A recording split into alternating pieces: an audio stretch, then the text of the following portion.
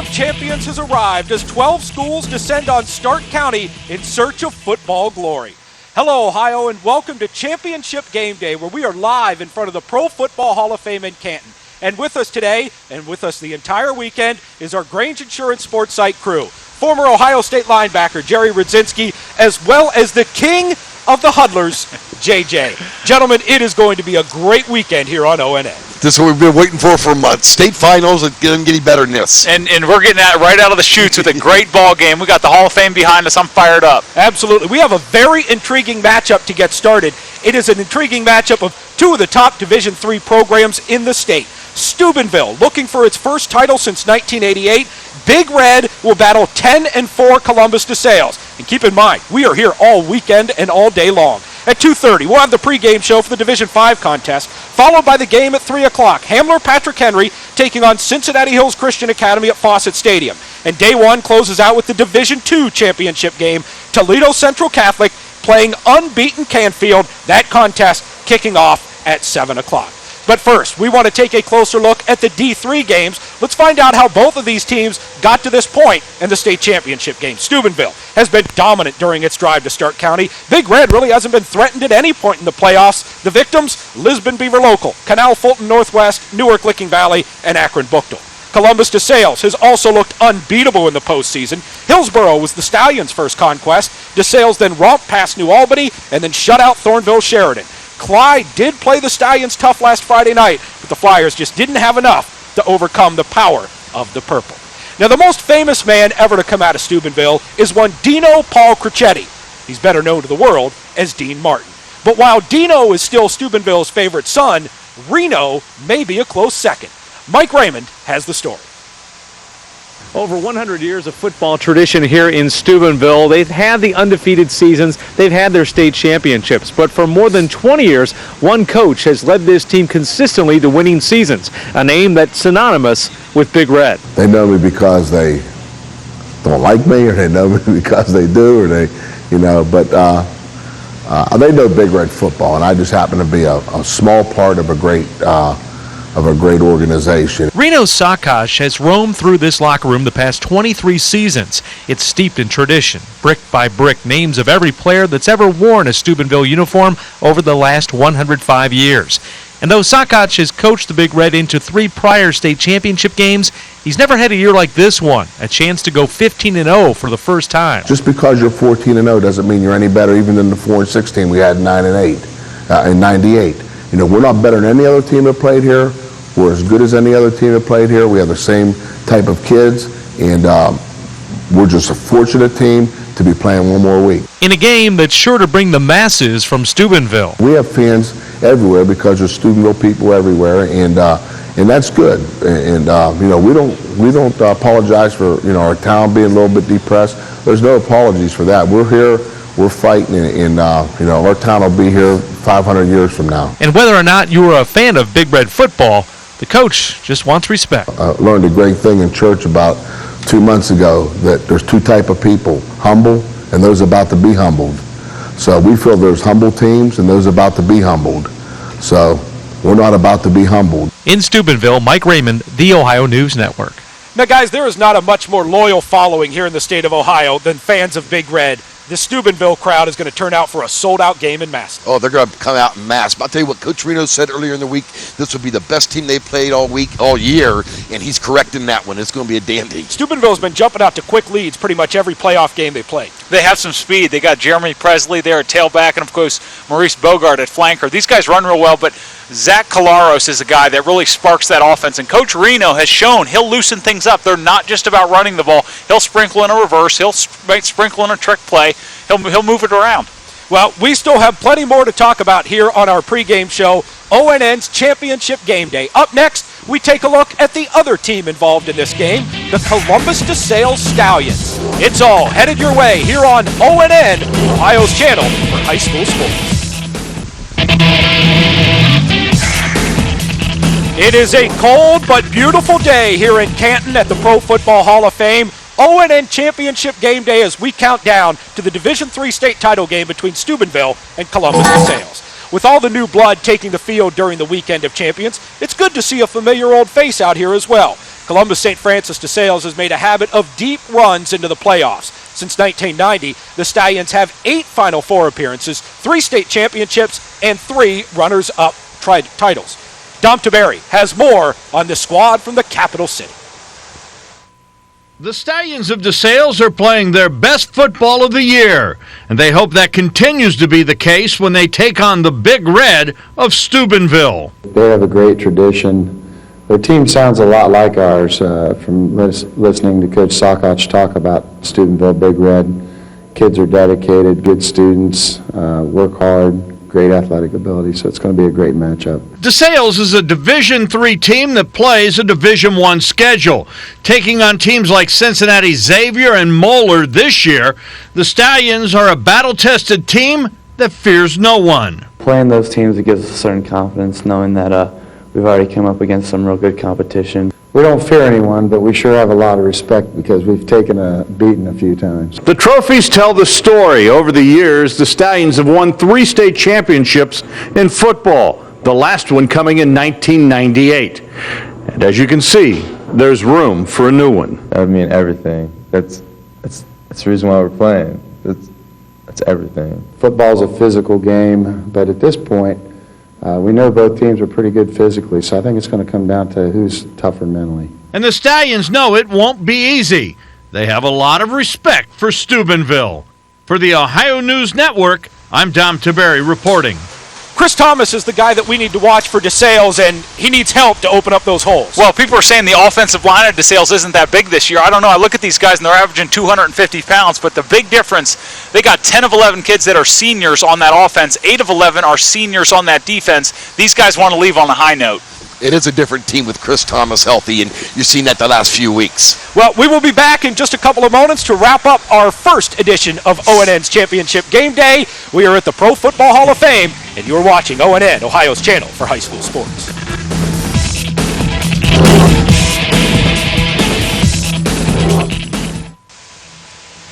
We are just minutes away from Game 1 of the Weekend of Champions, the OHSAA Football Finals here on ONN. Our first game, the Division III contest between Steubenville and Columbus DeSales. Eric Thacker and Dave Bacon will have the call at the top of the hour from Massillon's Paul Brown Tiger Stadium. Quickly, before we head out to Massillon, keys to victory today, and we'll start with you, JJ. Turnovers. There's going to be turnovers. Whoever capitalizes on them is going to win this football game. And Jerry? I think with the team that goes out and handles these weather conditions and these field conditions, you look at that offense of Steubenville, it might not be the DeSales defense making them one-dimensional. It might be these weather conditions. So they got to go out there, play their game, have a balanced attack, and if they can do that, they can run with DeSales. Both of these teams have a lot of speed and a lot of very good skill players, so it might be one of those situations where whoever gets the quick strike will have a good opportunity to get the advantage in this game. I'd want to score first. I definitely would. And as good as these programs are, you got to remember they're going to have some nerves. This is a state championship. So many seniors on the field for both sides. They're going to be nervous.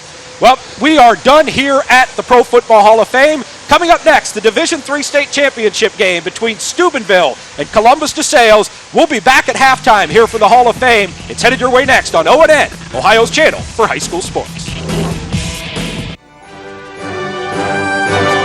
Roll, Red, roll is the same Steubenville High fans chant during the football season.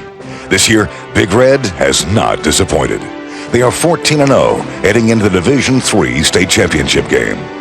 Waiting, another of the state's giants in Division III, St. Francis DeSales from Columbus, playing a brutal schedule. The Stallions ride into the championship game 10-4 and looking to win their 4th state championship in their 7th trip to Stark County. Steubenville is no stranger to the title game, going after the school's 2nd state crown in their 4th appearance. Steubenville and Columbus St. Francis DeSales collide. It's the Division III State Championship, live from Massillon Paul Brown Stadium. Now.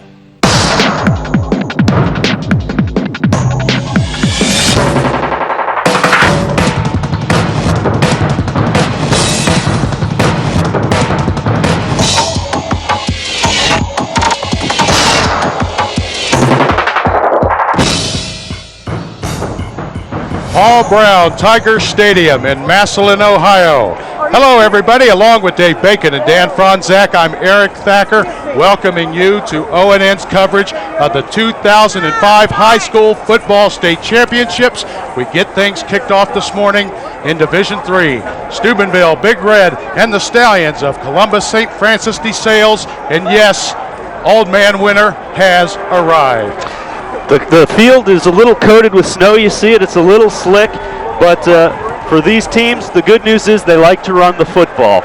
Two teams just full of tradition. 18th time that Big Red is in the playoffs. 16th time, 12th in a row that DeSales has been in the playoffs.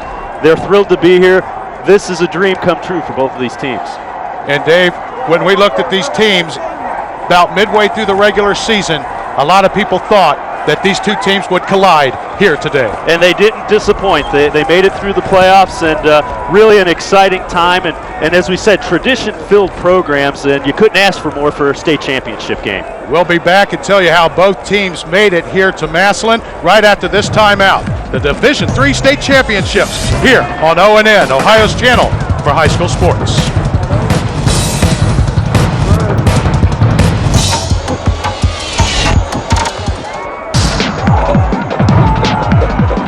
Welcome back, everybody. Roll, Red, roll. Steubenville has hit the field here at Tiger Stadium. Dave Bacon, let's go ahead and take a look at how both teams made it here to Massillon. Yeah, you see the Big Red going crazy and getting pumped up, and DeSales will be coming onto the field, and this is how DeSales made it. You see, defense has played very well, only allowed 21 points throughout the entire playoffs, and look at those points, 56, 35, 28, 16 against Clyde, a very good defensive team. Take a look at Steubenville and how they got here. Yeah, Steubenville very balanced. They can run, they can throw, and their defense has been great as well. And there's the road to the finals for Big Red. A close game against Bookdale. We saw the game against Licking Valley here on ONN. They are, again, a very tough defensive team, and you see they can put points on the board. Should be interesting. The team that can run the ball more effectively, you think, would have the advantage. 25 to 30 mile-an-hour winds here. We'll be back right after this.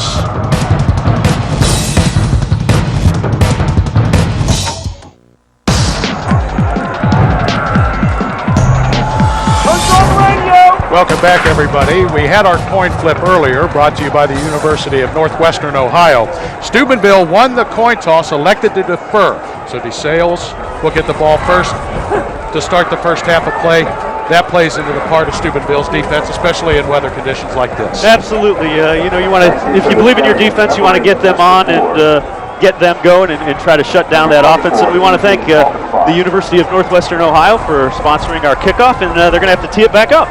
Yep, 25 to 30 mile-an-hour winds. So the ground game definitely going to be showcased here today. I don't think they're going to be airing it out, although the wind right now is calm. Stephen Rose, who handles both the kickoff duties and the punting duties for Big Red. And they're going to have to tee it up and have somebody hold that football on there.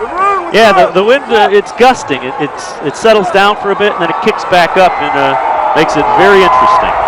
Matt Mangini and Chris Thomas back deep, and it's a knuckler. And Mangini finally gets the handle across the 20 and out across the 25. Let's go down to Dan Franzak. Dan? All right, Eric, thanks a lot. You know, the crew out here at the stadium has been on the field since 6:30 this morning plowing. Despite their best efforts, traction going to be a factor here today.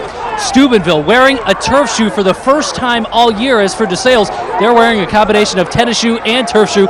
Here's A.J. Principe's shoe. After you see the return here, A.J. Principe, the kicker, he's wearing a combination of both turf and tennis shoe. It'll be interesting to see how that plays a factor in the game. Keep an eye on the footing, guys. Well, they spread the field and they run Matt Mangini as they sent twin receivers to both sides, opened up the hole in the middle. He can run as well. Yeah, he's very effective. 934 yards rushing on the season, and he's another threat. You know, they have Thomas, they have Moore, and Mangini is a threat running the football. So the Stallions spread the field again with twin receivers.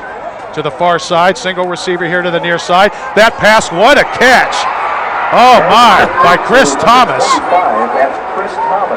Amazing in conditions like this to snag it with the fingertips. And you saw the ball sailed a little bit, but Thomas is a guy they want to get the ball to in some space. He's their tailback. Was banged up a little bit during the playoffs. He's back. He ran effectively last week, and he's a guy they want to get going early.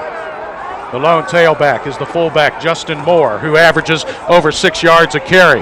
And again, Mangini on a keeper will have first down yardage inside the Steubenville territory down to the 43. Quarterback being able to run the ball is extremely effective in these conditions, and the line up front is doing a nice job in creating some holes early, and they're going with the no huddle. Trying to keep that Big Red defense on their heels. First down and 10. Opening drive, first quarter, Division III state championship. Now motion with Thomas. Mangini pulls it out, and that's a loose ball, and Thomas is able to pick it up and still finds a little bit of running room before he's hogtied by Sam Busick. That's the way you defend an option. You force the quarterback to pitch, and in these conditions, any exchange is a trick. And a good job by Magnone to really force that early. He got in, got penetration, and forced Mangini to pitch that. And a nice job by Thomas to alertly, minimize what, it's a 6-yard loss instead of a 12, 13-yard loss. Yeah, you talk about Magnone, team leader with 30 tackles for loss and 6.5 sacks. After the loss, second down and 15. Mangini working under center. Again, Thomas in motion. They'll give it to the fullback. Justin Moore stood up at the line of scrimmage. No gain. And it'll bring up possession down, third down and 15. Magnone again with penetration shuts this down. And straight ahead is probably going to be the best way to run because the traction in this, you can see there's snow on it. The turf is a little bit frozen behind it. Traction and cutting is going to be very difficult. Opening drive of this first quarter for the Stallions. Now they're looking at a third down and long, third down and 15. The line to make is the Big Red 33. Mangini rolls out, has pressure in his face and is dropped. Demetrius Benjamin on the blitz just does a nice job. He took a great angle and he didn't let Mangini get free. The leading tackler coming in with 110 tackles, 5.5 sacks. Give him number 6.5. A little bit of a delay. He comes and stunts the way that he's rolling. A good job by the Steubenville defensive coaches to have the right position blitzing in the right area on the rollout too. Drew McNally, who averages 30 yards a punt. Good pass to him. The right footer gives the football a wallop, and Matt Bellardine is going to let it roll inside of the 20, where it'll be marked dead at the 15. You take every inch you can get. Let's take a look at that Big Red offense. Boy, they're pretty balanced. Yeah, they are. Jeremy Presley will rotate along with their other running back, Maui McGee. Caleres is a guy that can run, he can throw. Line up front does a nice job of opening holes for whoever is running the ball for Big Red. Coach Reno has shown the passing game in the playoffs this year. Zach Caleres, outstanding junior at 6'1", 180. Throw the swing pass here near side. Bellardine with a little running room, but then is chased down by Chris Thomas, who plays both ways, plays strong safety for the defense. And a nice job by the DeSales D to cover that. And you take a look at the guys up front, and DeSales Williamson is a guy from his end position. Matt Williamson, or from his tackle position, that gets some penetration. Alex Stewart as well. Linebackers very active with Moore and Kuchler, and the DBs. Chris Thomas and Mangini, very effective. Caleres will turn and hand off. This is Presley. Turns the corner with some running room. First down yardage and more across the 30 and ridden out of bounds at the 35-yard line. Nice job by Presley to kind of bounce it outside, and he caught one of the DeSales defensive backs taking a little bit too direct of an angle. You see he cuts it outside right here. I think it was Chris Thomas, just kind of misjudges, and he gets the corner because of that, picks up the first down. 816 yards coming into this football game, and then you add his yards with Maui McGee, 846. Hey, you've got a 1,700-yard rushing backfield as part of your running backs. Now they go to the eye, and they'll play fake to McGee. Caleres bootlegs right, pump fakes, throws behind his intended receiver, Sam Busick, the tight end. Mangini coming on a safety blitz came up and hit him as he threw that, and that kind of disrupted that play. But you mentioned take a look at the rollout here, the play action. They had some effectiveness running the ball, so that sets that up. And look for Collaros to potentially run that as well, but he got hit as he threw it. Yeah, David Napke, the senior, at 6'6", 220, giving chase to the junior quarterback. 2nd down and 10, now working out of the gun with a running back on each side. Collaros will fake it to McGee and does a little skip hop step and leans the football out there, or stretches the football out there to the 40. I think he mishandled that snap. Snap came up on him a little bit and kind of threw off the timing of that, but good presence of mind and poise by Collaros there. Yeah, that just disrupted the whole rhythm of that handoff. That was supposed to be a handoff, but what poise by Collaros to keep his head, still picks up 4 or 5 yards. Collaros can run the ball, averages 3.5 yards per carry, coming into today with 375. You take a look at his passing numbers there, solid quarterback. Out of the gun, and again he calls his own number, picks up a good block, and is just short of midfield at about the 48.5-yard line. Yeah, that's a very effective play, because if you're coming, it's always hard to account for the quarterback as a rusher, and he's following Presley, a nice seal block by Presley. Not the biggest guy, but he gets in and throws an effective block. Just 5'6", 175 pounds. But 175 pounds on 5'6" is like what, 215 or 220 on 6 feet? He is a bowling ball. You know, he has no room to hit. There's no room to hit him. He's all shoulders and legs. Presley now the lone tailback, as you see Sam Busick in motion. He'll lead the way for this Presley toss, and nowhere to go. Chris Thomas and company there defensively for the Stallions. Matt Williamson up front won the battle on that play and really destroyed where that play was going, and really shut down this run before it could get going. Number 51 for DeSales just kind of takes the blocker and throws him aside, and Thomas comes in and makes the tackle. Play brings up 2nd down and 9. 2nd down and 9. First quarter, clock running, 6:14 with the Division III state championships here on ONN, along with Dave Bacon and Dan Franzak. I'm Eric Thacker. Glad to have you with us this very cold Friday morning. Collaros again, out of the gun, will run the quarterback draw, and he'll give us offense a 3rd down and 6. And I think you're going to see that play quite a bit on both sides of the ball, where you have very good athletes playing quarterback that can run and can throw it. Mangini and Collaros are both going to use their feet because of the conditions here. The line to make will be the 42 for Big Red. This is their opening drive. If you're just joining us, they deferred until the second half with the kickoff. The Stallions got a couple of first downs, and then their drive stalled, and then this is Steubenville's first offensive series. 3rd down and 6. Collaros out of the gun, looks to set up the screen. There it is, and that is McGee, but McGee is going to be tied up for only a gain of 2, and it's going to bring up 4th down, and let's call it 3. Will Kuchler plays that as well as you can.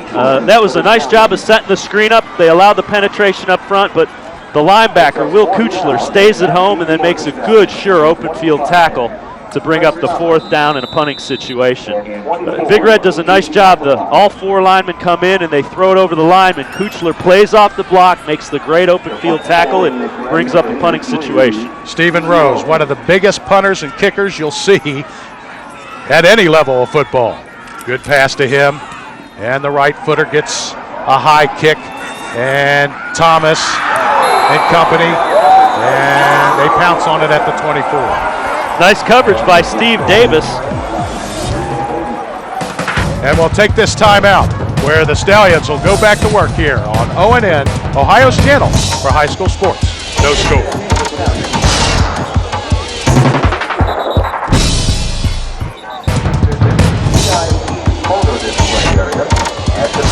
Well, you see the field as we welcome you back to Paul Brown Tiger Stadium here in Massillon, covered with ice and snow, and again the wind earlier before kickoff while both teams were practicing, 25 and 30 mile-an-hour winds, as the flag to our left is wind is coming in and to the right or on the far side of the field, and we expect that wind to start blowing again around the second half or so.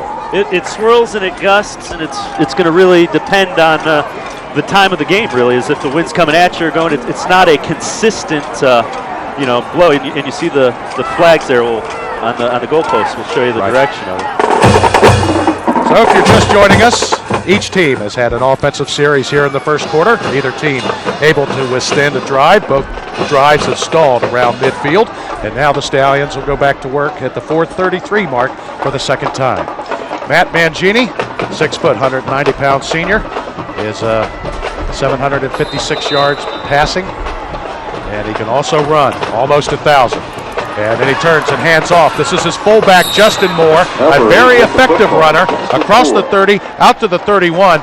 In fact, comes in with almost 800 yards himself. He's more of a straight-ahead runner than Thomas. And they've been splitting Thomas out in a slot almost, but a nice job. He gets a block, makes a cut, and then just lowers his head and goes straight forward, picks up 6 yards. He's going to be the type of guy that should, in theory, have a good day today because it's straight-ahead running. Pulls it out of his belly, and Mangini will keep it, and he'll have a first down as he dives across the 35 out to the 36-yard line. And again, they continue to put Chris Thomas, their tailback, as a wide receiver. And the thought is they isolate him and get him the ball against the defensive back. If he makes one guy miss, he can turn it into a big gain. Now also, A.J. Kaltenbach, number 24, will also go out into the slot, and he is another one of those running backs. So expect him maybe sometimes to come around on these option plays with Thomas. But now Mangini with a 3-step drop, and the field parts for him, and he takes about 9 of those 10 yards out to the 44. And again, that's extremely effective. You spread out the defense with the 4 wide receiver set, and it creates more running room for your quarterback. And again, DeSales looks like they want to play up-tempo. Don't let Steubenville get into any type of substitution pattern on defense. Second down, and let's call it a long one. Mangini swinging out. Thomas on that swing will have a first down and battling his way to the midfield stripe. And that's what we were getting at with getting the ball in Thomas's hands. We'll try to set the Stallions offense. Haven't done that because they've been going with the no huddle, and we don't want to miss a play. And let's take a look. Quarterback is Mangini. Starting lineups presented by Donato's Pizza. Matt Mangini, we've seen him run the ball. Justin Moore, the fullback, running straight ahead, is doing a nice job. Kaltenbach and Thomas will split. The guys up front are doing a nice job. Williamson, Tanner, Mazzocco have really been opening some room for Mangini as well as Justin Moore. Mazzocco also played defensive end sometime this year. Twin receivers to both sides on first down and 10. Give it to Moore, working at left side, and that's just your fullback dive. Very basic football, picks up 4. And you want to run straight ahead because the field conditions dictate that a lot of cutting and dancing isn't going to work because of the traction. Talking about those cuts, we saw the players practicing before the game, and there were a few of them that fell on their tutu. But you learn that pregame and you take it with you into the game. Cutting's going to be tough. 4 receivers for Mangini. Second down and 6 again. Justin Moore, the fullback, will get about 4 or 5, and it'll bring up third down and short. Let's call it a yard. And it's interesting to this point, both offensive lines have done a nice job of winning the point of attack. There you see the Stallions, a nice job of creating that push, and it creates a third one. Big Red has done the same thing when they've had the ball. Deepest penetration of the game for the Stallions in this first quarter, inside of 2 minutes. Mangini with a 5-step drop. Again, it's going to run the draw. Picks up a block by his fullback, Justin Moore. The ball on the ground, and Steubenville says they have it, and they do. Big play by Big Red, and I think it's going to be Magnone that comes up with it, and he's had an outstanding first quarter of this state championship game. Magnone, we told you, one of the team leaders. On the play by the tackle was Steve Davis. In the defense. Plays always around the line of scrimmage, doesn't he? Steve Davis with the hit. That pops out. Magnone comes up with it. Big hit by the safety. Steve Davis coming up in run support. Steve Davis, big game against Licking Valley where he had 4 interceptions in that ball game. Now Big Red after the turnover. First down and 10. Caleres, lots of running room as he picks up 9 yards before Chris Thomas can put him down. And again, it's a weapon that you use in situations like this. That's a design quarterback draw. Goes back, wants to draw some of the defense towards him and try to create a natural running lane. And he did a nice job with it. Again, I think we're going to see this quite a bit on both sides. Well, Coach Reno told our Dan Franzak that he was going to open the offense up with or without the wind. Now they go back to the eye. And this is McGee, who breaks the line of scrimmage and will find himself inside of Stallion territory down to the 46-yard line. And again, we're seeing a nice push up front by Big Red's offensive line that's created some running room for Steubenville. And McGee, one of the backs they rotate in there, extremely effective. You see his balance is he's hit, and he's able to keep his balance, pick up an extra 5-6 yards. Now Jeremy Presley will dot the I. Lance Parrish, the fullback, will lead away, and he'll pop ahead for a couple. In a game like this, it's a nice luxury to have two tailbacks that you feel really comfortable with and you feel are equal. And we talked to Coach Sokach about that. And what happened is Presley was injured early in the year.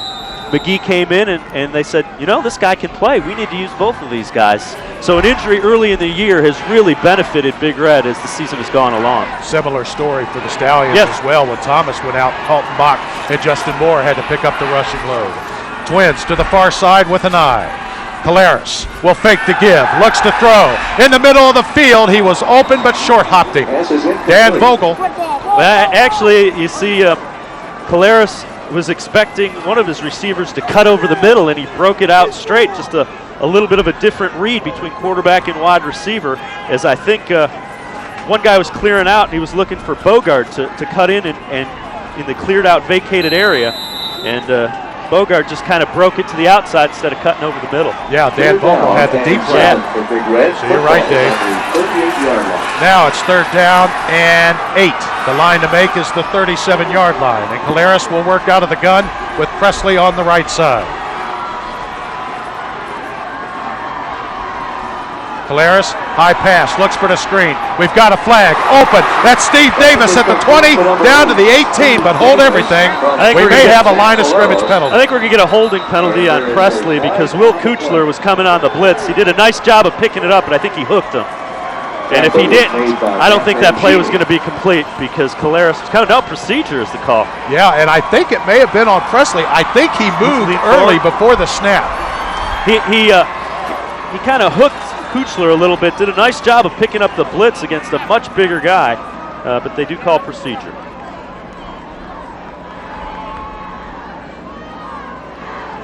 "12 seconds remaining in the first quarter as they mark off the penalty. He's now bringing into play to Maui McGee.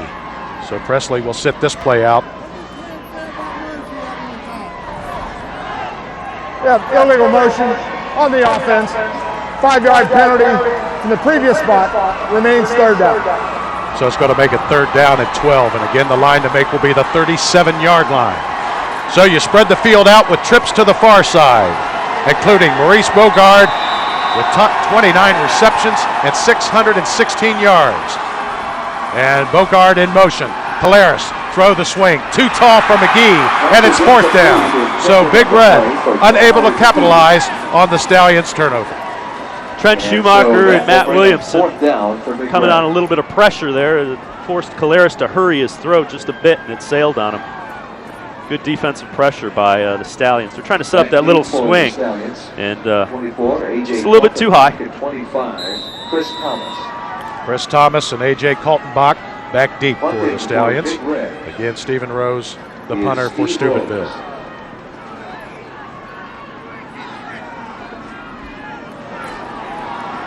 Little bit of a rush, high kick.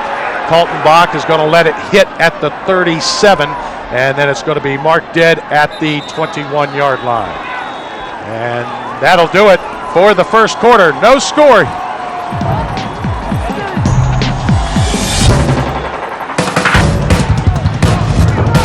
That is the end.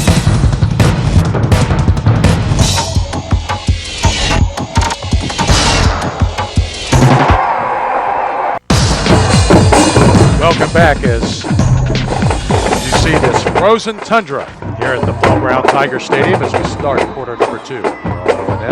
Division III state championships, and the Stallions go back on offense, 1st down and 10, and they spread the field, and again we've got movement on both teams, so yeah, they'll move first. That was not well orchestrated. But You know, both teams have, and we touched on it, both teams have run the ball effectively, so both offensive lines have been winning that battle in the early going.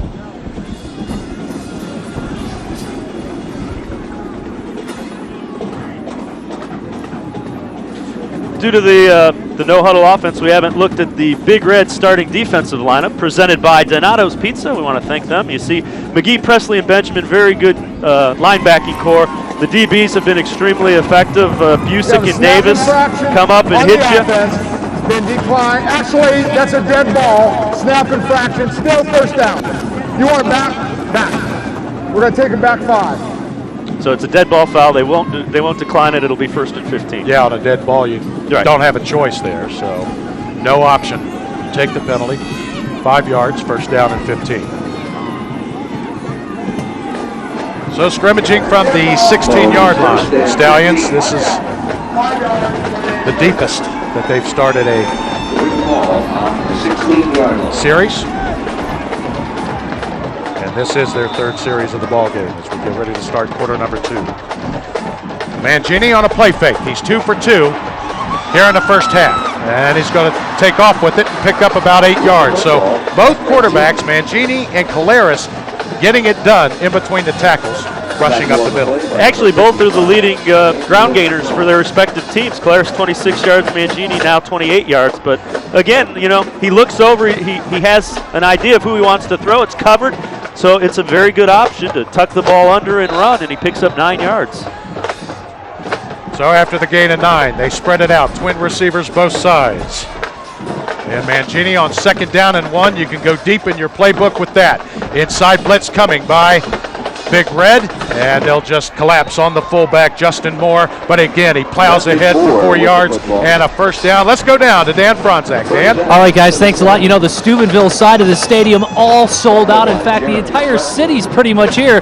Their other school, Steubenville Catholic Central, also in a state championship game, the D6 game tomorrow against Delta St. John's. That's the first time in school's history that both of the schools from Steubenville won the state championship at the same time. A little bit of history there, guys. Thank you, Dan. Community has a lot to be proud of with these 2 schools and those fine young men. The swing pass tipped at the line of scrimmage, and that's Draylon Free getting his big paw on it. And he is a guy that's he's been neutralized a little bit because he is a speed guy. He will get outside and get after the quarterback. And here he does a nice job. If you can't get to the quarterback, they teach you get your hands up in the passing lane. That's exactly what Free does there and swats it down. But Free is a guy on a fast track. He is just a load to handle for an offensive line. Twin receivers to both sides. As Mangini will work out from under center. Again, is going to rush. Picks up a good block, and they'll dance across the 40 out to the 48-yard line and gives his offense a 3rd down and 1. And Mangini has been just an effective weapon. A quick drop. He wants to throw it, and he sees running room. So he tucks it under, and instead of looking at 3rd and long, you're looking at 3rd and 1 after a 9-yard pickup. Well, the Stallions have played a tough schedule this year. All those Division I teams, so they faced good defenses. And how about the defense of Steubenville? Oh, one of the best in the state in Division III.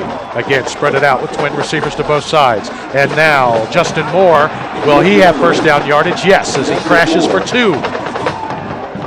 And again, there hasn't been anything terribly fancy that either team's done. It's straight ahead running, and it puts an emphasis on your front 5, your offensive line blocking, and both offensive lines are getting it done. Mangini, the leading ground gainer, with 43 yards rushing.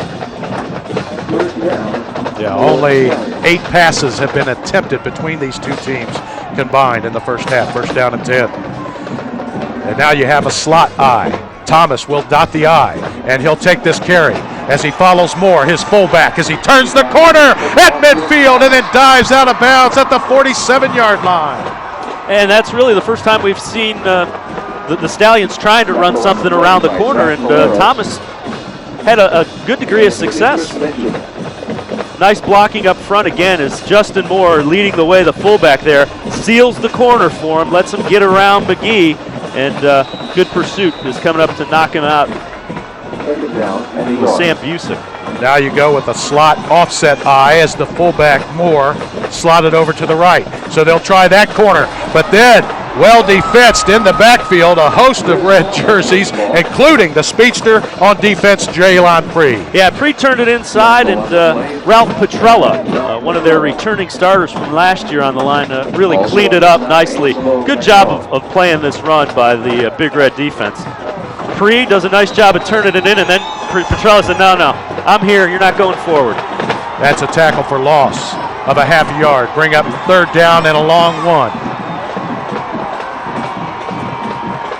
So now Moore talking with his quarterback Mangini. Run blitz coming, and Moore will hurt him as he runs right into that blitz, and again will move the sticks with a 3-yard gain. Nice ankle tackle by Presley, Jeremy Presley. The run blitz missed by one gap. It was one gap over, and Thomas did a nice job of picking up the 1st down, and Presley holds onto his leg. Otherwise, they could have turned that into a much bigger play. Ricky Taylor is a 6'6", 200-pound wideout, flanked out to that far side. He's matched up against a 5'7" corner. They look his way, but they take away the deep route and force Mangini to run, and he does pick up about 5 or 6 yards. Mangini has made very good decisions, even in the passing game. Take a look. He's going back. He sees, the guy he wants is covered. So again, tucks it under. A nice decision, and it turns into positive yardage. Longmire and Bellardine, the Big Red corners, 5'7" and 5'8". Presley a little shaken up on that play, Jeremy Presley, and he's a two-way player, plays linebacker and will rotate in and tailback, because that's who they're attending to. Yeah, talking about his defensive numbers, we know that 816 yards rushing, but how about these defensive numbers, folks? 70 tackles, 11.5 for loss, 5.5 sacks, and yes, he plays most of the game, almost all 48 minutes. And keep in mind, that's a 5'6", 175-pound guy, all-out effort, and good to see that. Looks like he is going to be okay, coming off under his own power, now jogging, so good news for Big Red. So Mangini able to pull the football down and get 5 yards on 1st down, bringing up 2nd down and 5. And again, they'll keep the field spread a little bit with twin receivers to the far side. Clock running, 8:12. 2nd quarter, no score. But this is the best drive of the ball game thus far for either team. Fake the give, and that was a quarterback keeper all the way. And Mangini will have a 1st down to the 31. Basically, it's been one fake and then straight ahead running it. And what you're trying to do is just get the defense a little off balance so they can't get their momentum going forward. You see Thomas a nice job of chipping one of the linebackers so Mangini could pick up extra couple of yards. A.J. Kaltenbach slotted out to the near side. Part of the Twins. Fake to Moore, and nice stop again by Angelo Magnone on the back of Mangini for minimal gain. Magnone again gets nice penetration, and that time plays the quarterback keeper off of the fake very nicely. Magnone leads the team, as we told you, with tackles for loss at 30, and that means he plays the line of scrimmage. And he has done a fantastic job this 1st half. He really has. Yes, he has. 2nd down and 9. Thomas, the deep back. Again, Moore offset to the left.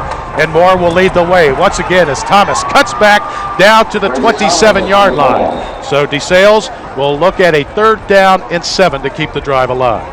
Good pursuit by the linebacking core in that. You see Ralph Petrella, one of the defensive tackles who gets up off the bottom. But looks like there's going to be a big cutback lane right here, and Petrella and the linebacker, Benjamin, come in and shut down the cutback and keep it to a minimal gain. The line to make is the 21-yard line as the Stallion faithful come to their feet on the far side here at Paul Brown Tiger Stadium. Mangini, the middle throw's taken away. He tries to turn the corner, then he's dropped. Shoelace tackle by Demetrius Benjamin, who leads the team in tackles with 110. The middle linebacker got it done, and Big Red has to be happy with the way the defense came up. You see, Mangini wants to throw. He's going to be pressured, and Benjamin does a nice job right there. Grabs the waist, slides down, and picks up the foot. And, be an interesting call. Looks like they're going to go for the field goal here. A.J. Principe is 9 out of 12. Has missed only 2 from 40 yards. This is a 44-yard effort out of the hold of Joe Rodenfels, and it's blocked, and it's picked up by Bellardine, and Bellardine will take it out to the 42. So Big Red turns the Stallions away.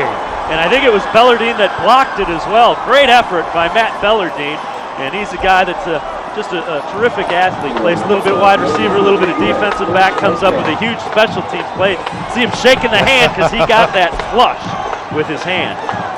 So at the 5:55 mark in quarter number 2, Steubenville will attack first down and 10 at their own 41 with fine field position. Quickly break the huddle. Twins to the near side. High pass, but Caleres able to get it down, but is wrapped up at the 44 for a 2-yard gain. Chris Thomas and company there defensively for the Stallions. Yeah, and Chris Thomas coming up from his safety position makes a real nice open field tackle there to bring Caleres down with just a 3-yard gain. Neither team has been able to penetrate the red zone of the defense. Most of the yards coming in between the 20s for both teams. Second down and 6, slot I. Presley. Oh, he's collared from behind. Wow. David Napke, the senior, at 6'6", 220 pounds, wrapped his arm around his chin and just slung him down to the turf. And that's more a product of the size difference here, because Napke is just, he doesn't go up high. He's trying to come shoulder width, and Presley's a little bit shorter and gets him around the neck there and brings him down. Still a positive gain for Presley, and he gives his team third down and 2. Caleres out of the gun. Calls his own number, picks up a block, and will turn the corner and will pick up 6 yards as he has a first down inside of Stallions territory at the 45. Let's go down to Dan Franzak. Dan? Yeah, you saw Jeremy Presley back in the game. A little cause for concern. He got his bell rung on that last play. Doctors have cleared him. He's okay to go, but keep an eye on him. He also has a bum knee that he hurt in the first scrimmage of the year. Well, thank you, Dan. Yep, tough kid, though. And that knee is what gave McGee the opportunity to play and really develop into the dual tailback role. And both of them combined almost 1,700 yards between the two. Caleres again will bootleg, turns the corner at the 40, running room at the 30, and is going to be dropped at the 21-yard line. You know what's impressive about this play is the Big Red faithful have to love it. Just a real nice ball fake by Zach Caleres sets this up. Watch what he does. Fakes it to McGee, puts the ball on his hip, and the defense thinks McGee has it. A nice seal block there by Magnone, of all people, and he gets the corner and turns it into a big gain. But a great ball fake by the quarterback Caleres really gets that wide lane open for him. A 25-yard gain for Caleres. And a timeout on the field. No score, but Big Red is moving. 4 minutes and 8 seconds remaining in quarter number 2 here on ONN, Ohio's channel for high school sports.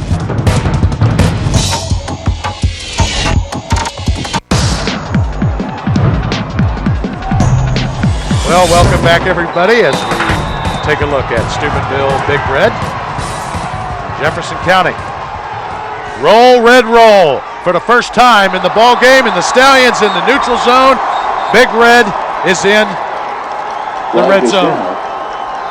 And Zach Caleres, leading ground gainer, 7 carries, 61 yards, as both quarterbacks have been effective running the ball in this first half. Prior to the snap, encroachment on the defense, 5 yards in the previous spot, remains first down. Deepest penetration for either team. First down and now 5. Attacking at the Stallions, 15. DeSales is confused defensively on first down and 5, but they're able to still penetrate the line of scrimmage and get in the backfield. Steubenville couldn't take advantage of it. No, they really overloaded the left side of the line, which is where Big Red ran. There's nobody on the right side, and they overloaded it, so it must have been something they saw on tape or just mass confusion. I'm going to credit it to scouting, and they saw the alignment and liked the knew where the ball was going, but they did a nice job of stacking that up. Presley, no room to run. Twin receivers to the far side as they break the huddle quickly. Toss sweep. This is Presley. Picks up a block as he's down to the 10-yard line, or a little bit short of it. It's going to be close, close, close. On the play by Chris Thomas. And I think he's going to be about a half a football length short of the first down. It's going to bring up third down and a half a yard. But again, take a look, the toss sweep, and this time they run to the side that's not stacked up, and Chris Thomas does a nice job of playing off that block to make the tackle. Polaris goes to the sideline and gets the call from Coach Reno. Breaks the huddle with twin receivers to the far side. On third down and short, he'll go over left tackle, left guard. Ball comes loose, and it's picked up by DeSales. And number 11, Justin Herbert, turns Steubenville away on the turnover. Oh, what a break for the Stallions. Big time hit creates the fumble, and Justin Herbert, right place at the right time, and alertly grabs it.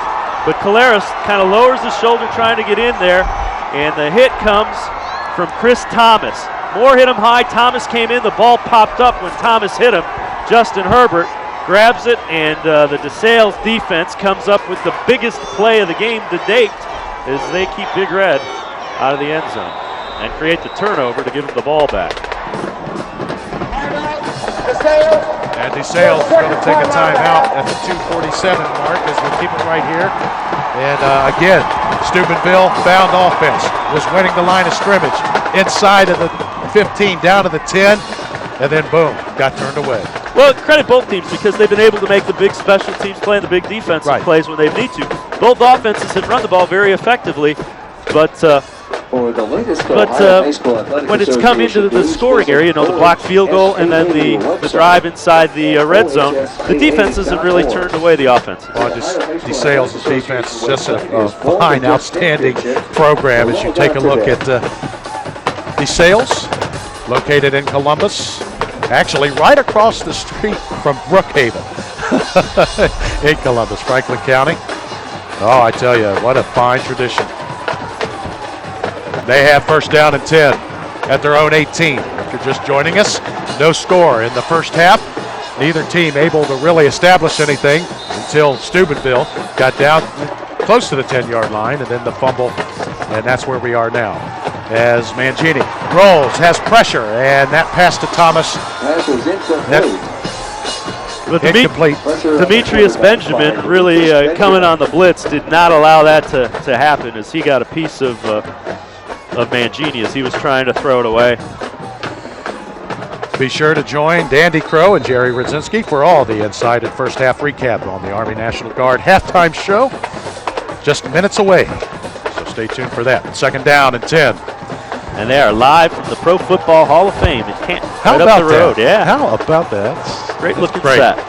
Second down and 10 as Mangini will work under center. Takes a 5-step drop. That pass is tipped at the line of scrimmage, I believe, as he was looking for Kaltenbach on an out route. The other thing is he's thrown into a little bit of a wind, and it's going to be tough to throw with when you're going that way. I think it just kind of sailed on him, and the wind is starting to kick up, and it's blowing directly into where DeSales would be going. So now they bring in a whole new offensive line on third down and 10. So fresh guys up front. It's going to be a quick kick. That's why. A very good call because you're going to play the battle of field position. And it's going to be marked dead at the 28-yard line. So how about Coach Bob Jacoby pulling out the bag of tricks on a good call? I like the call a whole lot because if you line up in a traditional punting formation, you're going to be in some trouble. You want to kick it low, and if you kick it low on a line drive like that with somebody back, you're going to leave yourself wide open to a return. So that eliminates a big return on a low kick, and I think it's a great call. And that explains the fresh front line. Exactly. You see defensive lines come in, but seldom do you see a whole offensive line make a change. Big Red now goes back on offense at the 2:24 mark. First down and 10 at the 26 or the 28-yard line. Polaris out of the gun. Now Presley will go to the left side. And he'll give it to Presley. And, stood up. And a nice tackle right there in the pits is Justin Moore, the senior at 215.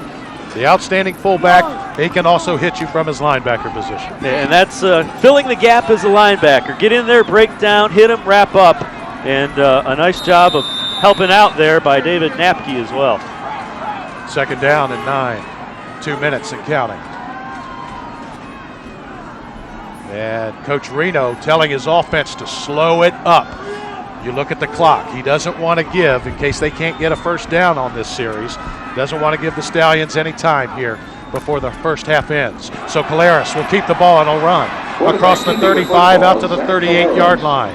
Well, it'll be close to first down yardage. That goal on the play by number 37, Will Keith. It's going to be third down, and they're going to measure.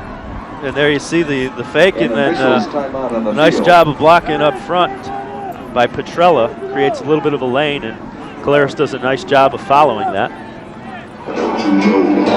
Stallions do have one timeout.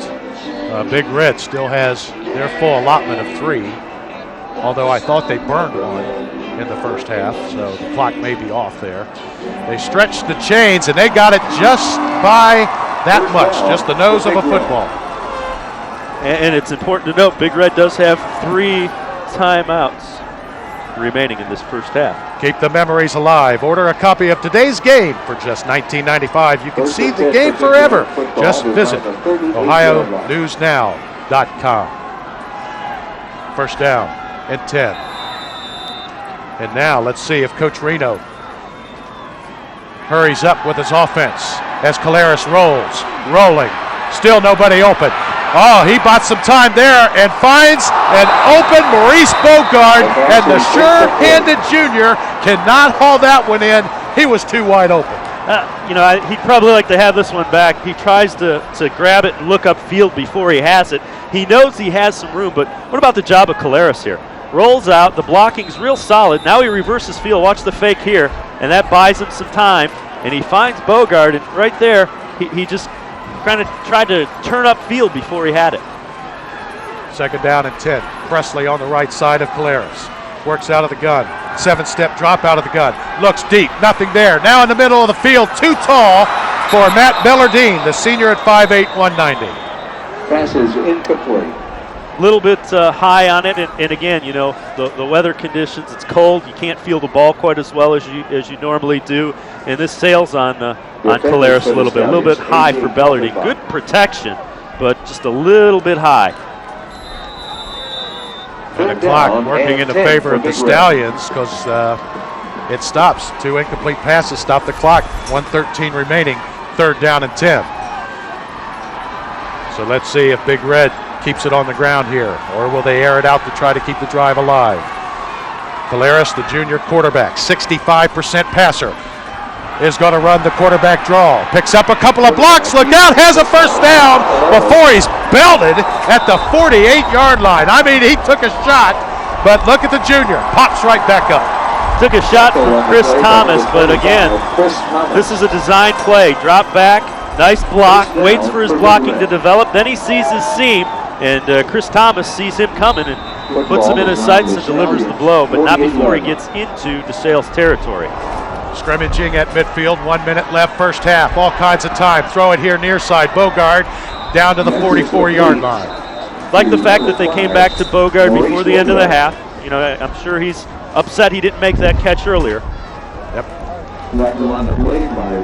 And now Big Red will call a timeout.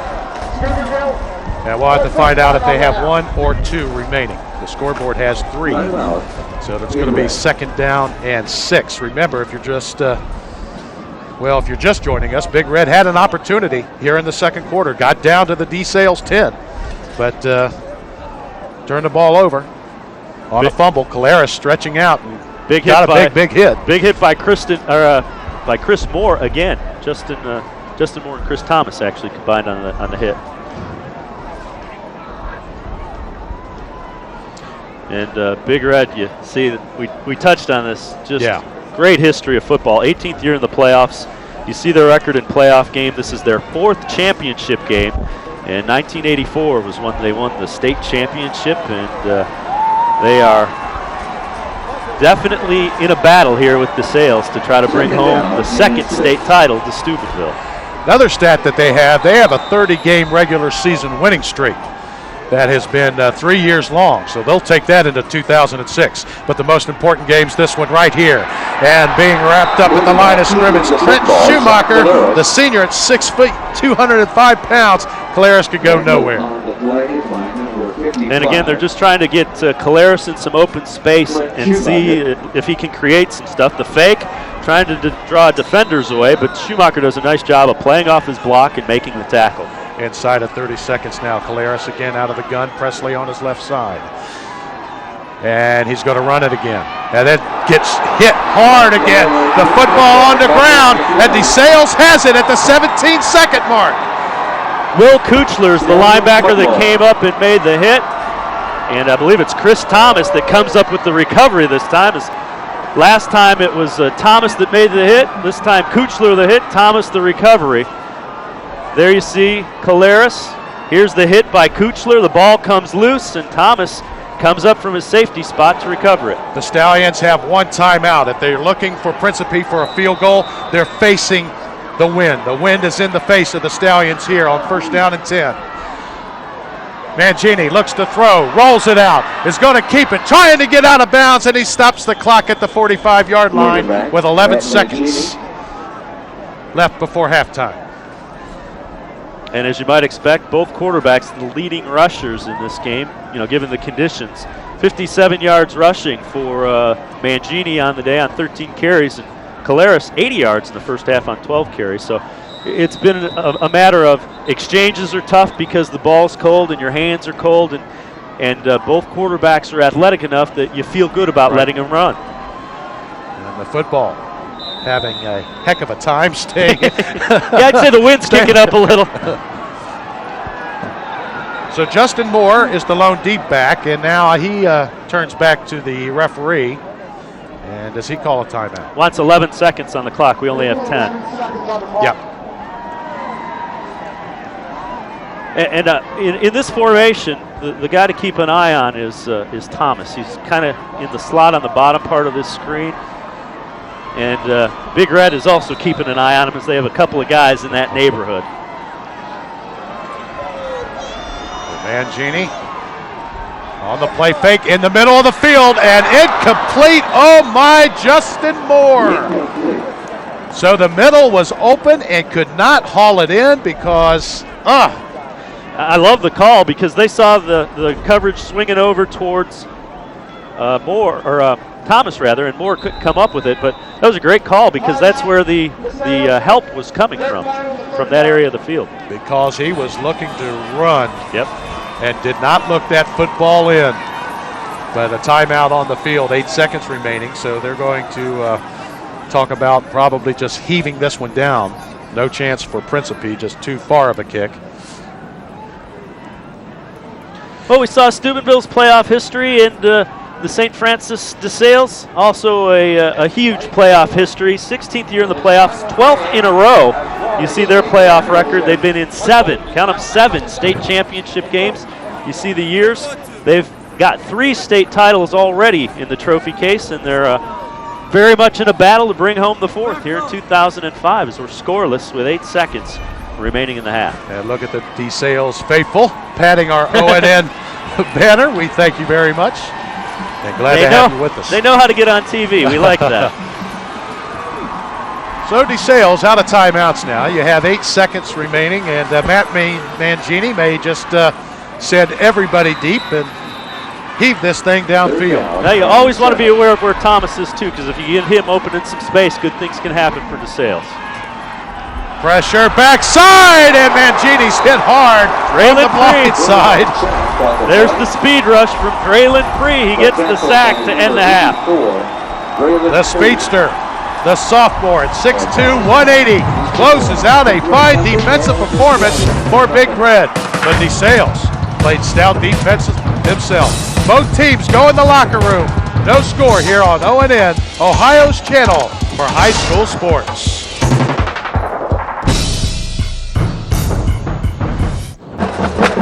Welcome back, everybody, as you take a look at the DeSales Marching Band, brought to you by Sam Ash Music Stores, with stores all around Ohio.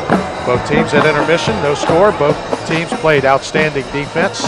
And let's go down to Dan Franzak, who has a guest with him. Dan? All right, Eric, thanks a lot. You know, every year we talk with some of the commissioners of the Ohio High School Athletic Association. This is their big time of year. And, hey, this is your first time. This is Steve Neal, the new assistant commissioner of the OHSA. Steve, first of all, congratulations. Welcome to the OHSA. And how's it going for you? Thank you very much, Dan. It's been great here working with the OHSA team, going from Miami University in the collegiate setting to the high school setting, of which has so much tradition and such a great community involvement. It's been phenomenal. Now, you deal with the business aspect of it.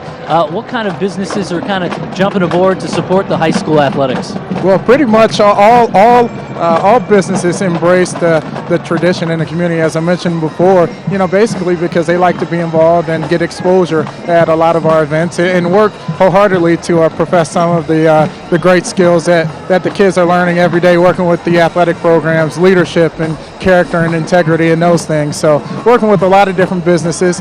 Waste management supports our Respect the Game initiatives and sportsmanship, which always seems to be a recurring topic in athletics. And one of those businesses, Waste Management, you mentioned it. Rob Smith joining us too. Hey, how are you? Great, Vice Dan. President of Waste Management. Respect the game. That's your big slogan here, and you guys really push that on the students. This is something you guys are pretty proud of. Absolutely, Dan. We're extremely proud of the fact that we can support education in the communities as well as being a great proactive community partner. And we think that Respect the Game actually ties everything together for what we're trying to do with the communities that we serve. Why was high school athletics so important for you guys to be associated? Well, I really believe it's the center of the communities in the state of Ohio. And I think that when we look at ways that we can serve the community, this is absolutely the best way that we can do it. Rob Smith, appreciate you joining us. Steve Neal, congratulations on the new job. We look forward to working with you throughout the years. Thanks. What do you guys think about this weather? Pretty crazy. Hey, you know what? It's crazy, but at the same time, we've got great crowds here, and it's been a nail biter. So we'll see here going to the floor. It's football weather in Canton and Massillon. You can't beat it. Guys, thanks for joining us. All right, guys, let's go back to you. Well, thank you, Dan. And, well, Dan doesn't seem too affected by the cold weather, does he? He can play. He's a tough guy. And you know what? They kind of touched on it. We need to really salute the Steubenville and the DeSales fans because they've got a nice crowd up here for this game, and it is pretty rough out there.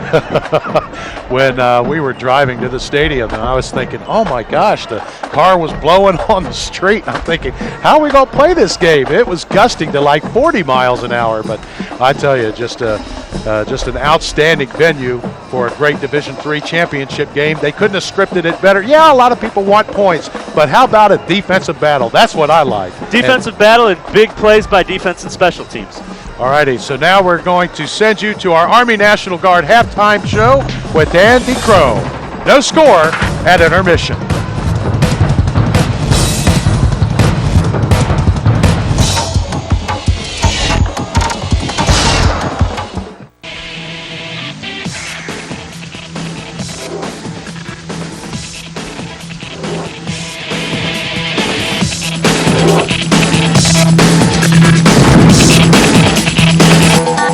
And welcome to the Army National Guard halftime show. We have reached intermission of our Division III game between Steubenville and Columbus DeSales. There is no score at Massillon's Paul Brown Tiger Stadium.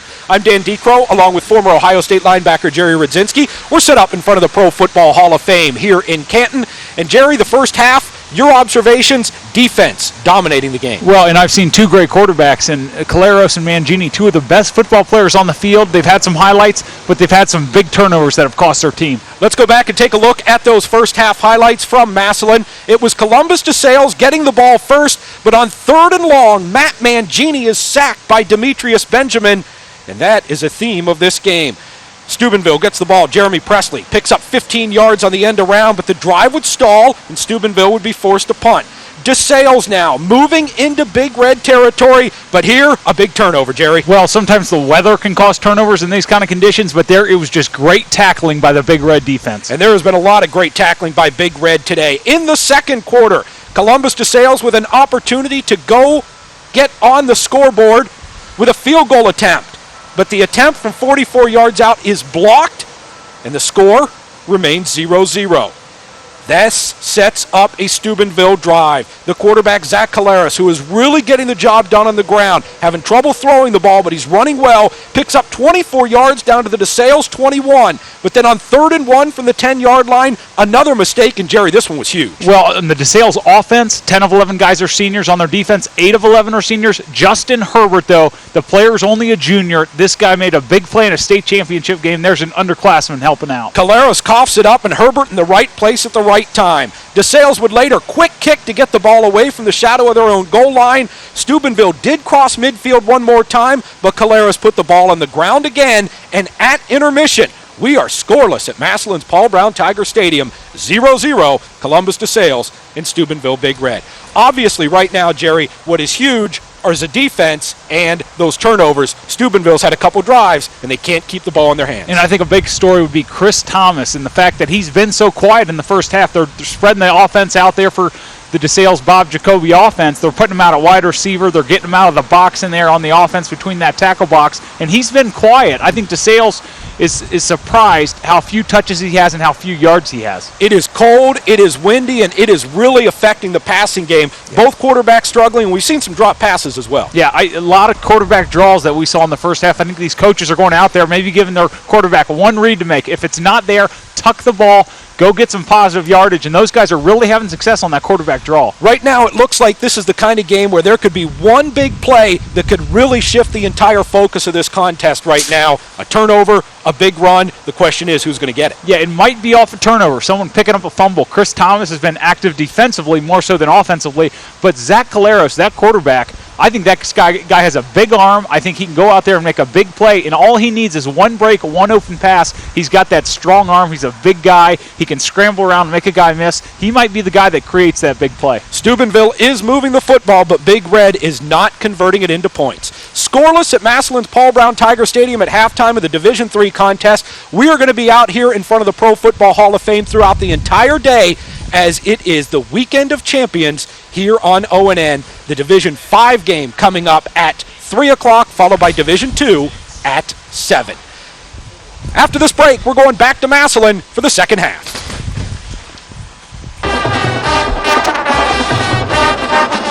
Well, welcome back as we take a listen to the Steubenville Big Red Band, again brought to you by Sam Ash Music Stores, with stores all over Ohio.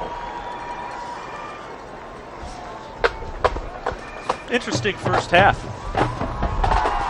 As you coming into it, you expected both teams to want to run the ball, but the quarterbacks have played a big role, and I think it has to do with field conditions. You don't want to risk handoffs and that kind of thing, and it's been straight ahead running too. Yeah, with fullbacks and especially the quarterbacks both doing a fine job at the line of scrimmage, and actually have been able to pull the football down when there was nothing open downfield. And that's, in these type of conditions, that's an effective way to try to get the offense on track. You know, both quarterbacks are the leading ground gainers, and with the tailbacks that you have in this game, that might not be exactly what you expected, but pretty cool. The Sam Ash Band Camp. Absolutely, and we thank Sam and Paul Ash and their sponsorship. This their second year in a row sponsoring our football, and had them for basketball early in the year, so we thank Sam Ash's continued support of our state championship. Other thing that's interesting is when it looked like either offense was going to get it in gear, the defense was able to come up with some turnovers and really, shut down the other offense. Absolutely. You take a look at if this was just a grass field, it would probably be barren in between like the 25s. And with that, we're going to go ahead and take a timeout. Still waiting for the second half of play. No score here in the Division III state championships here on ONN, Ohio's channel for high school sports.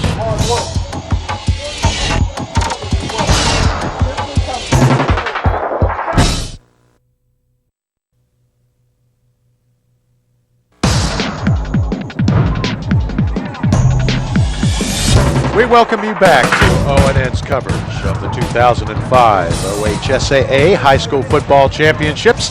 Along with Dave Bacon, I'm Eric Thacker, and let's go down to our other guy, Dan Franzak on the sideline. Dan? All right, guys, I talked with DeSales head coach Bob Jacoby coming out of the locker room. He said he told his players at halftime that they just really need to settle down and do the job that they've been doing all season long. As far as the field conditions are concerned, I said, is that kind of playing a factor in the turnover margin in this ballgame? And he said, turnovers, he said, that's just hard hitting on both sides of the ball. That's what you can attribute that to. Guys, back to you. Good point, Dan, and you're absolutely right, because, Dave, you were telling me the same exact thing. It wasn't just, just dropsies of the ball. It was physical play. Yeah, the both defensive linebackers and the safeties and cornerbacks are coming up, and they're coming up with a purpose, and that's to separate the ball carrier from the ball, and they've been able to do it on a couple of big occasions on both sides. It's kind of what we expected. These teams are pretty evenly matched, and it's what a state championship game should be. Let's take a look at some of the first half numbers, and well, that tells the story.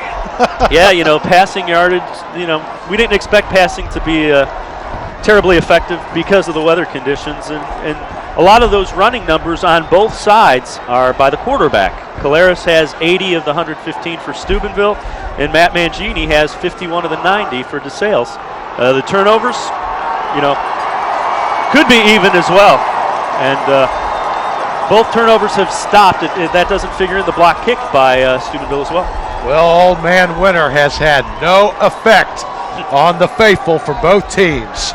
Oh, that's good to see. That tells you a little bit about the communities as well, how they rally behind their teams. Huge football tradition for both of these schools. And I think Dan said it best. I think Steubenville is here in its entirety. Yeah, with two schools in action, absolutely.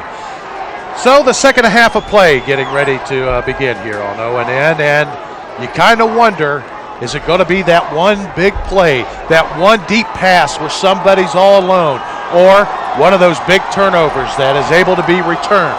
Remember, Steubenville won the toss, brought to you by the University of Northwestern Ohio, and they elected to defer until the second half. So this kickoff, again, brought to you by the University of Northwestern Ohio. DeSales kicking off to Big Red. Back deep, you have Matt Bellardine. Back deep for Big and Red. Also Maurice Bogart. Number 5, Maurice Bogart, and number 11. And in a game that's tight like this, special teams plays a huge role. Not only big plays, but setting field position. And you see the wind kicking up again. It will be at the Stallions' back as we start the third quarter. So A.J. Principe ready to give this football a wallop and get the second half underway. You showed, or you seen the graph that we showed about not many passing yards. Folks, both these teams are effective passing teams. I mean, they're very good, but the wind conditions will not allow the passing game today. Principe. And this is going to be taken by number Bellardine. And Bellardine with a crack across the 40 out to the 44.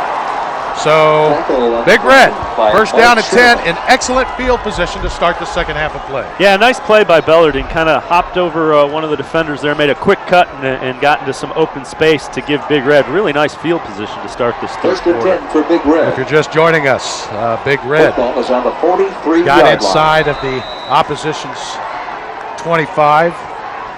Couldn't get any points. Actually got down to the 10. First down at 10. Bootleg. Caleres will have 9 yards, or give him 8 on the play as he dances inside of Stallion territory at the 48-yard line, or call it the 49. And another real nice ball fake by Caleres as he fakes the handoff, puts the ball on his hip so those linebackers aren't quite sure, and that moment of indecision creates running lanes. 8 yards on that carry for Caleres as you take a look at Matt Bellardine, who slides down to the 45-yard line as he picks up 4 and a first down. Zach Caleres, first half numbers, 12 rushes, 80 yards. As Dave talked about, he was the leading rusher. Jeremy Presley, 7 rushes for 28 yards in the first half, and Talawi McGee, 1 rush for 7 yards. Sam Busick, the tight end, now makes his way to the sideline as Caleres will break the huddle and send Twins to the far side. Lance Parrish, the fullback, in the backfield with McGee, and he'll lead the way for McGee, and McGee is going to be eaten up in the backfield. David Napke wrapped his arms around him and then was dragged for about a yard or two, but was able to make the defensive play. Very nice penetration by Napke as he got back there and shut that play down before it could really get developed the way it's supposed to. Again, you'll see Zach Caleres, when he's there on that near sideline, he just runs over and gets the play. And then they break the huddle and quickly will work under center. And McGee, once again, as he cuts back a little bit, dives down to the 36. We've seen this before for Big Red, but once they get into the opposition's territory and get closer to that 20, it starts getting tougher. Nice play up front as there's some nice running room for McGee as he runs between Gilmore and Petrella. They kind of open up that lane for him. Bogle and Bogard, twin receivers to the right. This is Presley. Hit hard at the line of scrimmage, and he may have the first down by just a smidgen. Kaltenbach comes up and makes the big hit from the secondary that time. First down. You take another look. We said this game was physical. They're not lying. And they do pick up the first down. So that keeps the drive alive as you take another look at the fans who have come out here to support these two fine schools and the programs, the tradition, battling the cold and showing their support. McGee, stutter steps, buys him some time as he's inside the 25 to the 24. That is just great vision by that running back.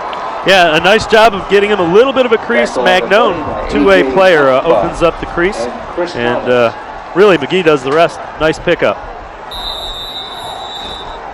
First down and 10, now at the 24-yard line. DeSales has been on their heels here, opening up the third quarter of play. As you take a look at McGee, who will continue to dot the I behind fullback Lance Parrish.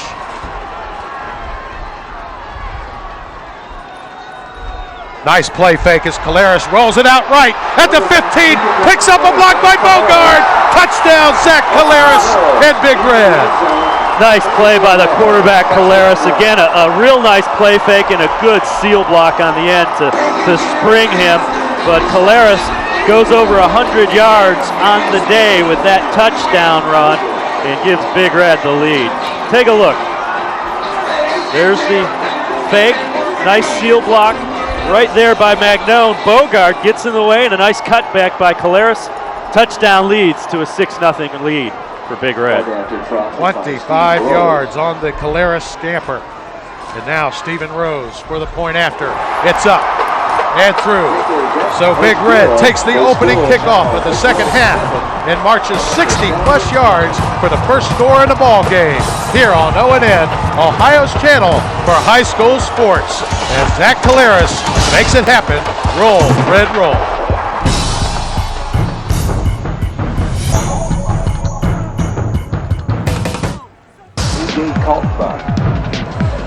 Caleres caps off a 7-play, 57-yard drive with a 25-yard touchdown run.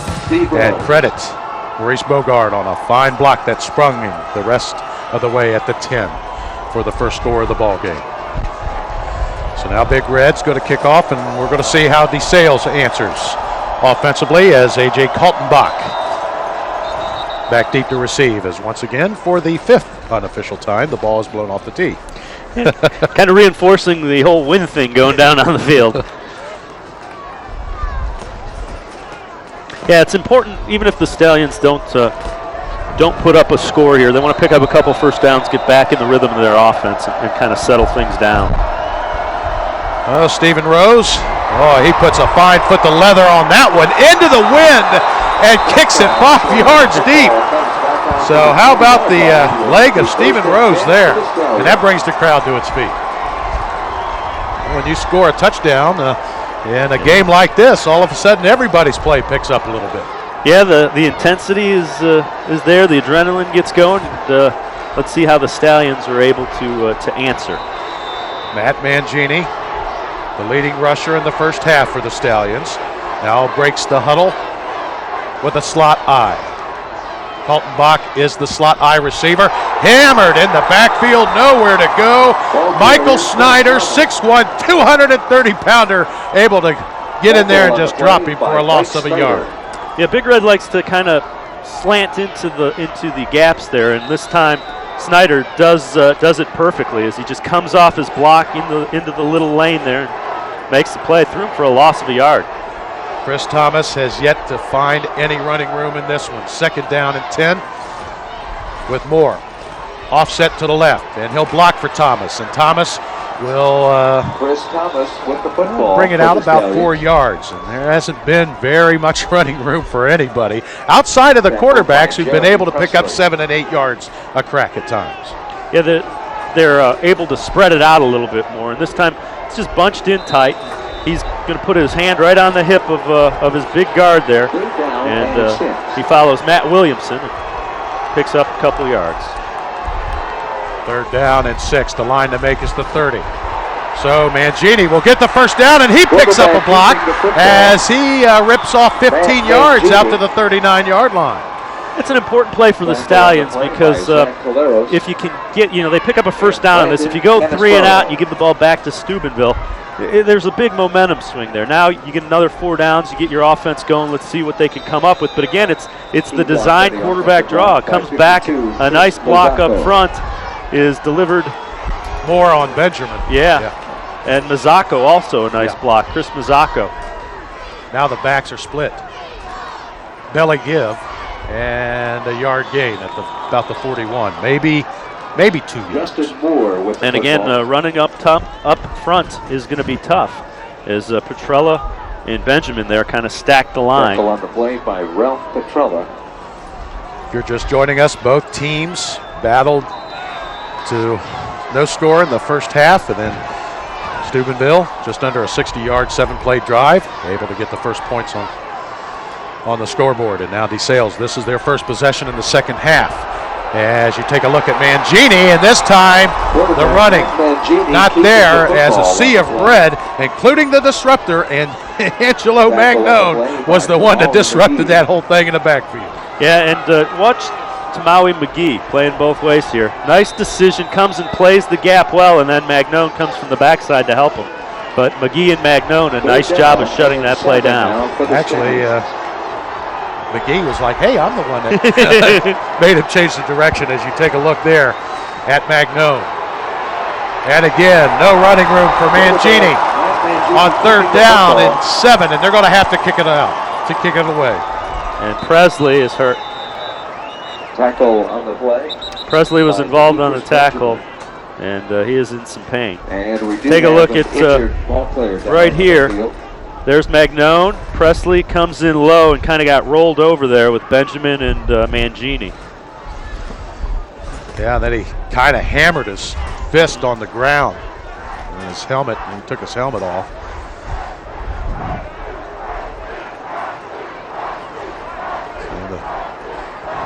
Taking a look at him. 6:30 left, quarter number 3. The Division III state championships on ONN. Kicking it off here at Paul Brown Tiger Stadium. And this year, game day live from the Pro Football Hall of Fame. What a backdrop that is. Join us for each and every game. We'll have a pregame show there, and the guys will take a look at all the people that are going to be part of that, all the players, and they're going to break it down and tell you what team should win and why. Yeah.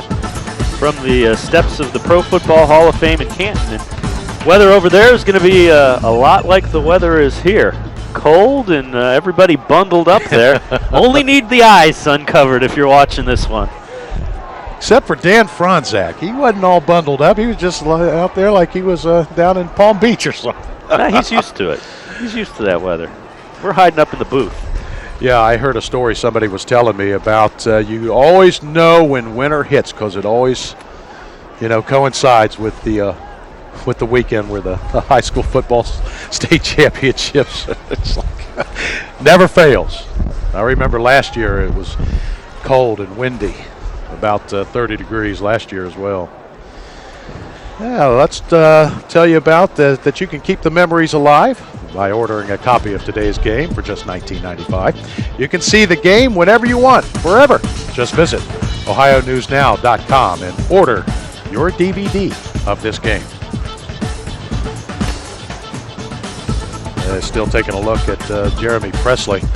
Again, this is a young man, the senior at 5'6", 175 pounds. We've seen him this now, third time that we've seen him here on ONN, and we've talked about his dimensions every game. Why not? 5'6" and 175 pounds, but just so tough and plays both ways. Again, 816 yards rushing for the offense and 17 touchdowns. But then on the defensive side of the ball, 70 tackles, 11.5 tackles for loss, and 5.5 sacks. So as they continue to work and look at Jeremy Presley, we'll take this timeout. 7-0 our score. Big Red on top.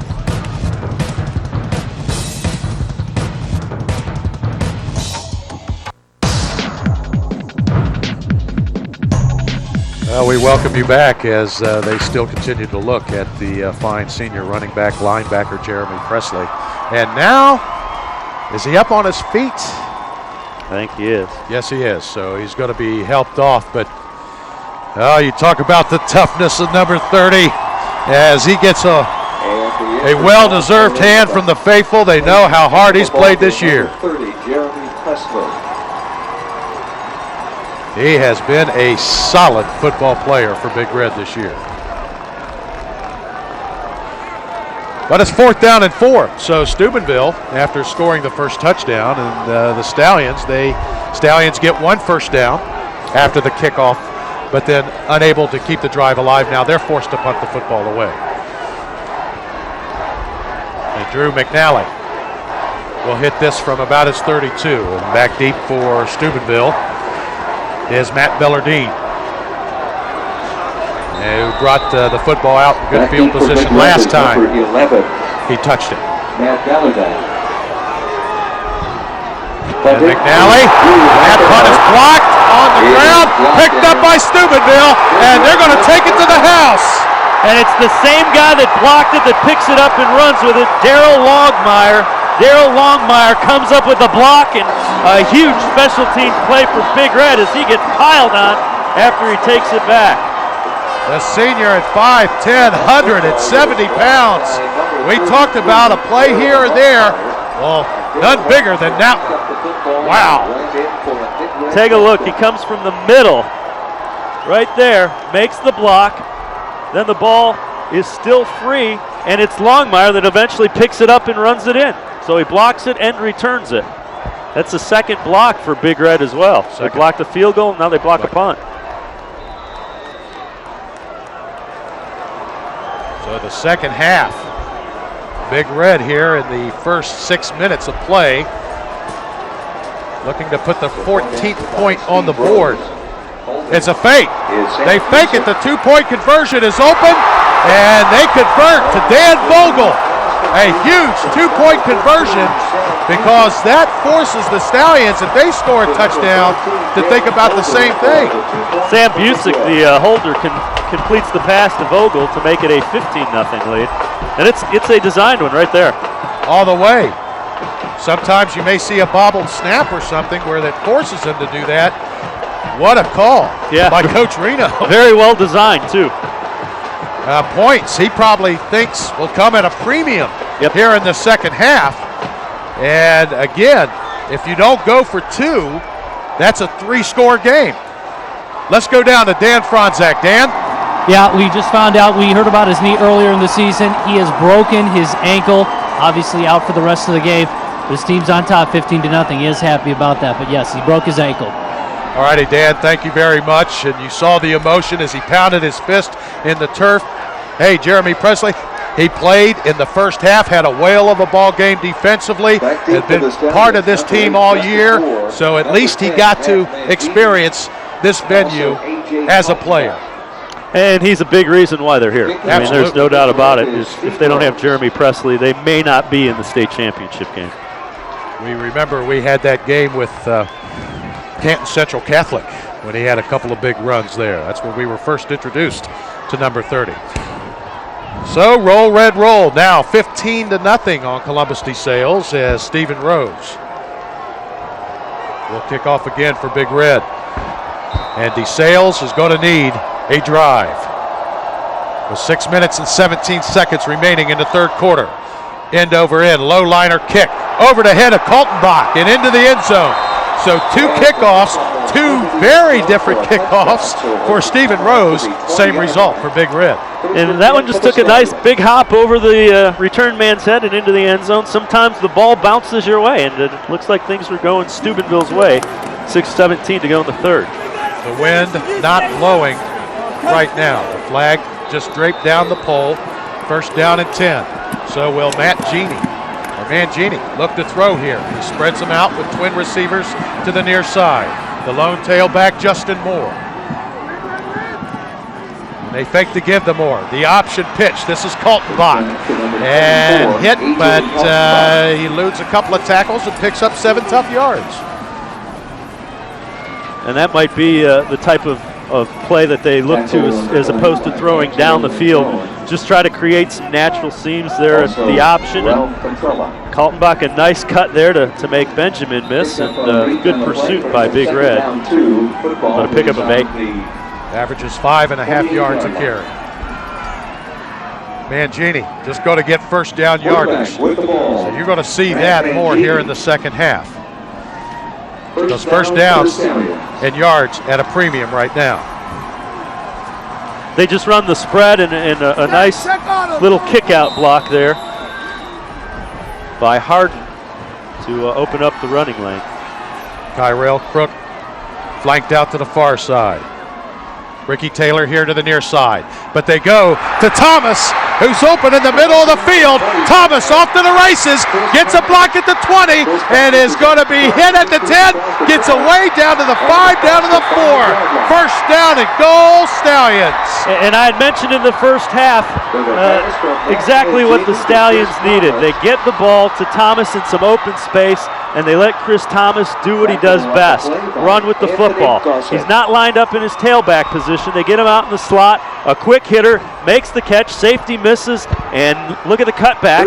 Nice cut to get outside. Then as he gets down, he's going to spin inside and break a couple of tackles here to get inside the 5-yard line. They'll give it back to Justin Thomas as he picks up a block from Moore, but is still going to be dropped at the 5 as Steubenville able to stretch him. Yeah, good job of stringing that out. Draylon Free, Tamawi McGee, and Angelo Magnone, all of the guys that we've been calling on that Big Red defense, do a nice job of shutting Chris Thomas down that time. Before that carry, that big pass play, Thomas's longest yardage gain from scrimmage, either rushing or receiving, 33 yards. So that was his biggest play from the line of scrimmage, the previous one 2 plays ago. Now you spread it out. Trips.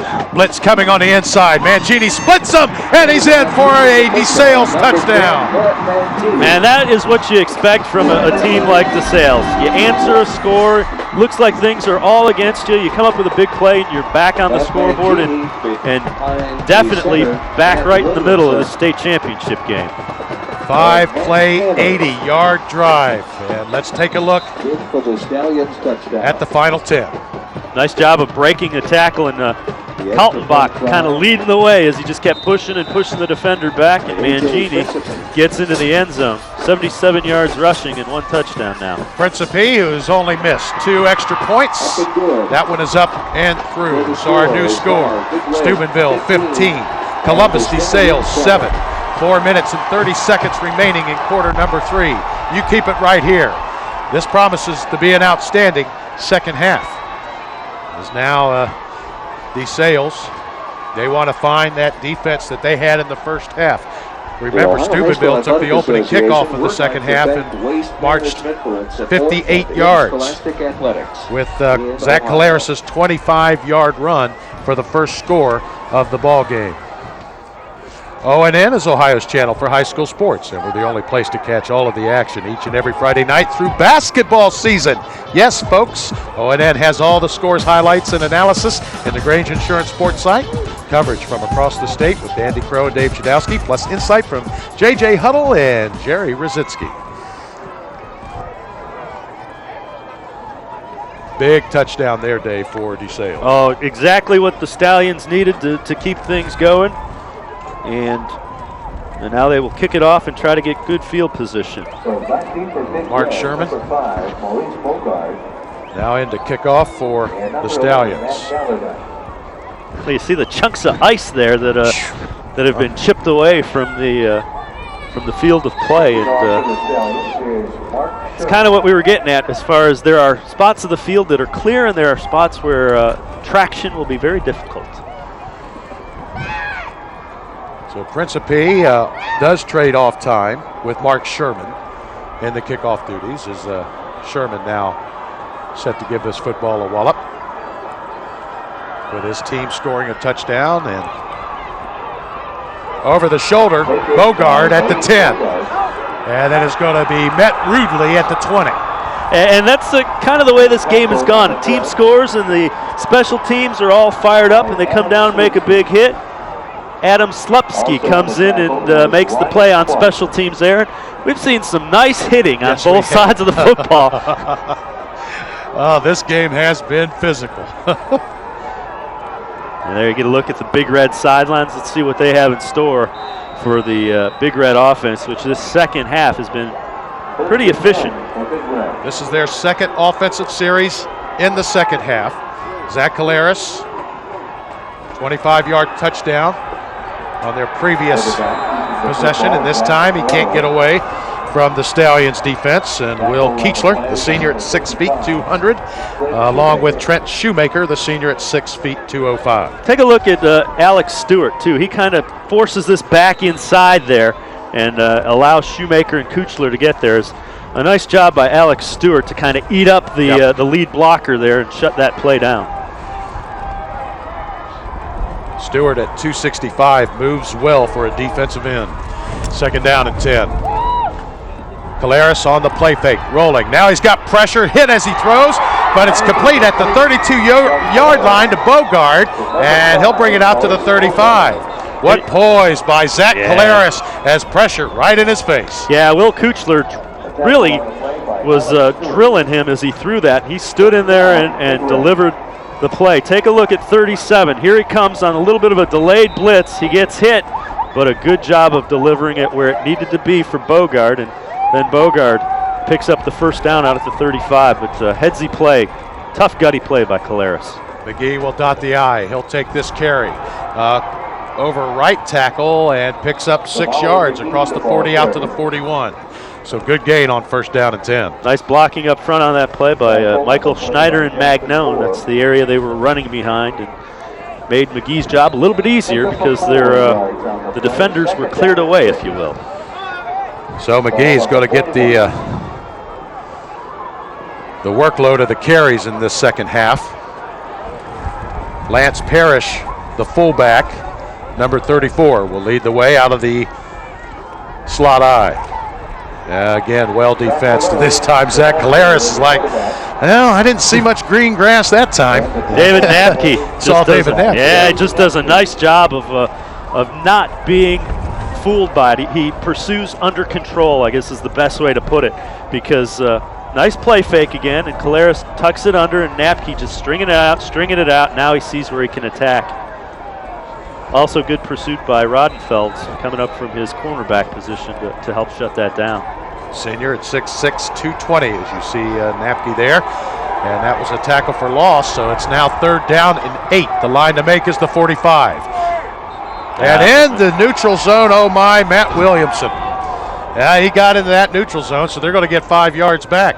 Yeah, a little bit of a stunt there, and trying to get back there a little bit quicker than he was allowed to. It's only a penalty if you get called for it. It's good thought. Prior to the snap, encroachment on the defense, 5 yards from the previous spot, remains third down. Now remember, in high school football, if you're in the neutral zone, if you get in there for whatever reason, defensively or offensively, automatic, 5 yards. Unlike college and pros, when you get into neutral zone, if you don't hit anybody, you can still have a chance to get back, and you don't get hit with the penalty. Now you run the toss to McGee, and spins away from a couple of shots at the 45, and he'll pick up a first down as he gains 7, 5 of those coming after 2 contacts. Yeah, he took a couple of big shots. Big Red hustled up to the line, snapped this quickly, and little toss to McGee, and there's a shot, turned around, there's a shot, he just keeps going forward. Nice job, good balance and good drive, leg drive by Tamami McGee to pick up that first down. Once again, glad to have you with us, along with Dave Bacon and Dan Franzak on the sidelines. I'm Eric Thacker. The Division III state championship games found us locked up at 0 after the first half of play. Then Steubenville went on a run with that guy right there from 25 yards out, as he is just so tough, Zach Caleres, as he gives his team a 9-yard gain on first down and 10. Steubenville able to get one touchdown again from him, 25 yards out, and then blocked a punt and took that back, and then went for 2 on a fake PAT try, and it was 15-0. Well, Columbus DeSales came back with a big pass to Chris Thomas in the middle of the field, and he took it down inside of the 10, and then Matt Mangini took it in for DeSales, and that's where we stand, 15-7. But Big Red has momentum as they continue to win now the battle of the line of scrimmage here in the second half. McGee tripped over Caleres, and I think he's still going to pick up the first down. It's going to be close. Depends on where they spot it. Well, now he's saying the line judge saying his knee was down. Yeah, they spot it back a whole yard just about from where it initially was. Let's take a look. His knee does hit back there. As he tried to go with his foot, and I think his one knee hit as he was trying to lunge forward. I think his knee did hit. Caleres will turn and hand off. McGee for another try, and he'll pick up 6 yards. And a first down, now down to the 34-yard line. So Big Red starting to get the push on DeSales from the line of scrimmage. Yeah, the offensive line has created running room. You know, it just hasn't been. It hasn't been like they pushed them all over the field, but there's been running room in spurts. And I think we're going to see the final play of the third quarter there. Well, 15-7, Steubenville with the first 15 points of the ball game, but DeSales came back with a good touchdown. But Steubenville rolling, and they have the lead, 15-7 after 3.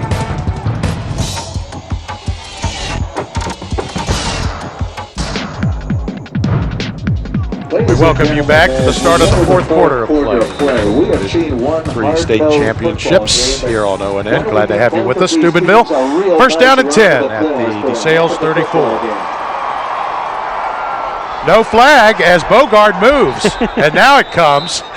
I mean, he moved, and then all of a sudden he looked up and then said, "Oh gosh, I was caught," but no flag was thrown yet. Probably stuck in the linesman's pocket. He also kind of stopped and was waiting to see if anybody had caught it. So discretion there. Start of the snap. False start on the offense. 5-yard penalty. Big first down. If you ever look guilty exactly on a line of scrimmage penalty, that one's it. Now first down and 15 after the 5-yard loss. And Caleres with 2 blockers is hit by Williamson and gets about 2 or 3 yards of that back. The quarterback, Zach Caleres. Now the clock becoming the enemy of the Stallions. 15-7. And Big Red has found the running game a little better here in the second half. Now second down and 11. Caleres with 375 yards rushing coming into this game. Not big numbers, but in this game has performed brilliantly on the ground. Play fake, and now he looks to go back to the air. And wrapped up is Darnell Longmire at the 31-yard line. So only a minimal gain of about 4, and he'll bring up possession down, third down and 6. Nice tackle by Kuchler here. So take a look at a little play action. They're just trying to set up a little dump off in the flat. They get it off to him, but Kuchler, a good job of really grabbing Longmire before he can get out into the open space there. So we'll call it third down and 7. The line to make is the 24. And Caleres will work out of the gun. Twin receivers to the top of your screen. Single receiver here to the near side. Is he going to run the option? Yes. Fakes the pitch to Tamami McGee. He's at the 20, down to the 18-yard line. So the junior at 6'1", 180, getting it done with the legs here this morning. Absolutely, and he's over 125 yards rushing in the game.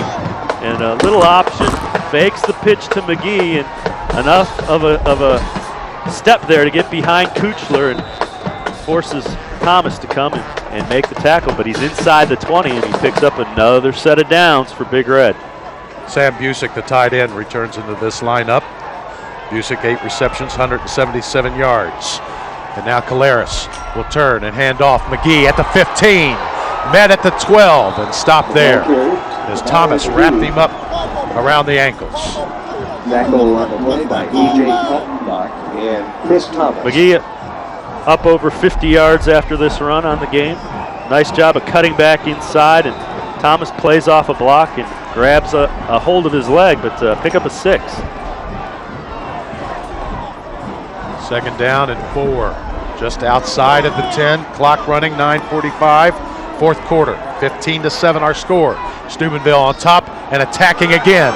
Down to the 7-yard line where it's first down and goal. Big Red. And McGee approaching 60 yards in this game as he's been the back that's really carried the load with Presley out. A nice job of cutting up inside, and he picks up a first down inside the 10. Again, Caleres gets the play from Coach Reno. Breaks the huddle at the 9:19 mark. McGee down to the 3. For a minute there, I thought he could get away, but they wrapped him up. And he couldn't break that tackle by Keechler at the 3.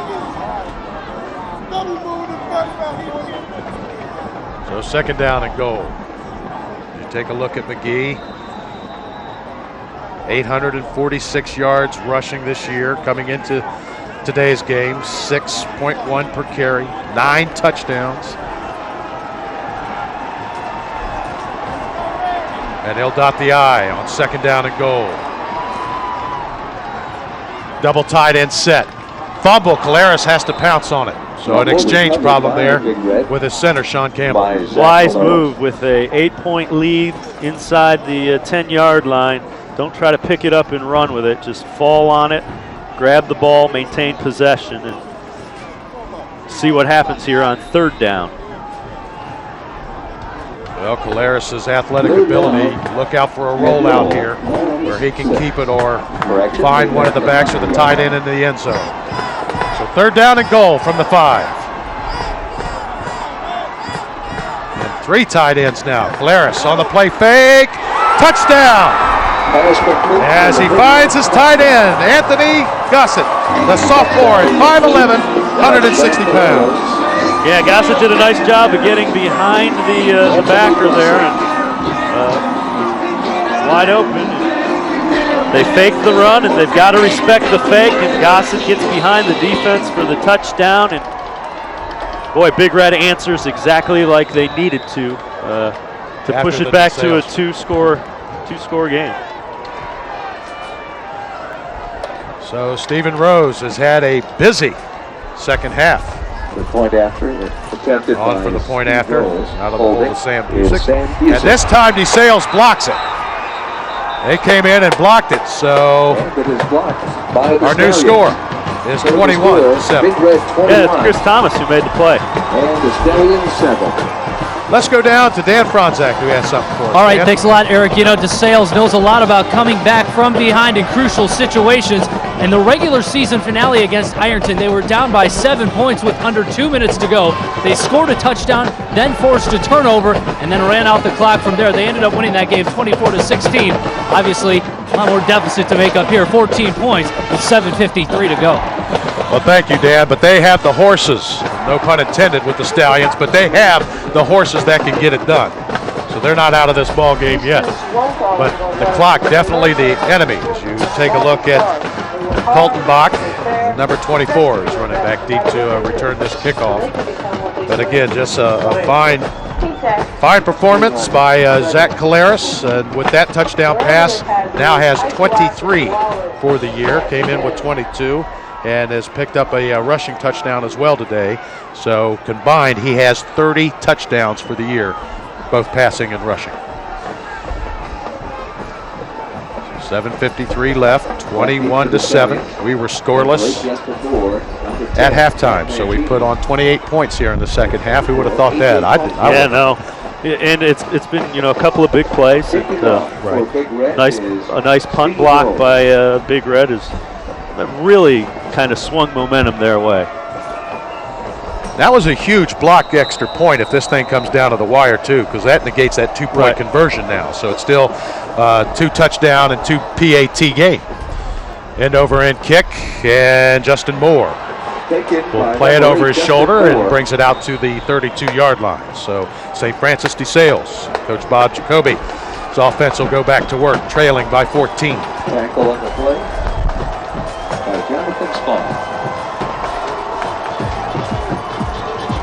After the game, stay tuned, and then it's championship game day before and after every game from the steps of the Pro Football Hall of Fame. All the excitement and fun of the championships with Andy Crow, J.J. Huddle, and Jerry Rosinski. First down and 10, and out of the gun, Mangini with 4 receivers, twins to both sides. Follows his right guard and will lean ahead for about 3. Design play. That's they want to get him running behind the lineman and see if he can find one of those seams and bust a big run. But, time is precious. Inside of 7.5 minutes now. The Stallions, again, no need to panic. They've been in these situations before. You heard Dan Franzak tell us. They have come back in games like this. Second down and 7. And again, Mangini. Maybe a yard, and that's all. And you know who's coming off the bottom of that pile? Magnone, number 55. He has played a nice game both on the offensive and defensive front for Big Red. And Mangini trying to run, but Magnone plays off the block. Draylon Pree also got a hold of his leg to help bring him down. That is a fine football player. Again, leads the team with tackles for loss with 30 coming into today. 4 receivers now on a 3-step drop. And that pass is complete. They say no, incomplete, and Zach Thomas is hot about it. Or Chris Thomas is hot about it. If anything, he got bumped too. Yeah. Let's take a look and see what Mangini feels the pressure and then steps up, delivers it. That looks like a good catch. It looks like a catch. It looks like his left hand was under the football. And they're going to have to go for it on 4th and 6, I would think. Yep, remember, no replay in high school. Second year in existence in college. The pros have it. So they don't have our camera views, so they're at the mercy of the officials, and they get it right most of the time. But this, a huge play on 4th down, and Thomas will haul this pass in, and he'll get a first down as he makes his way out to the 45-yard line. That football's dead, not a fumble. But what a way to come back, Chris Thomas. And again, you want to get the ball in his hands in some open space, and that's what they do here. A nice job of a little stiff arm on Caleres, jumps up in the air and gets down to the 45, picks up the first. 4 receivers, trips to the top of your screen. Mangini with a 3-step drop. Again, will run, picks up a good block at the 45, and then will spin down to the 48. So now DeSales moving the ball a little bit here at the 6-minute mark. Yeah, it was Justin Moore rather that came in and made the block for Mangini. Sprung him for an extra 5 yards. Ricky Taylor brings in the play. Remember, we shared with you, they looked at him one time. He's 6'6". He's flanked out to the very top of your screen, and he's working against Matt Bellardine at 5'8". And it's tipped and intercepted. And it is Matt Bellardine who brings it out to the 35-yard line. Little bit behind the intended receiver. It goes off his hands and right into Bellardine's hands. Big play again for Big Red. And 5:40 to go, but take a look. Mangini looking over the middle. It's open.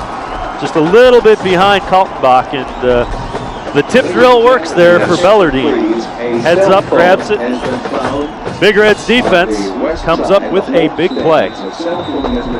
As they have done all year long. And they're going to take a timeout. as you see Bellardine.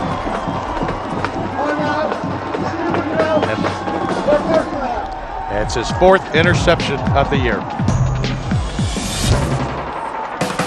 Fans, you are invited to remain in your seats following the conclusion of today's game for the awards presentation.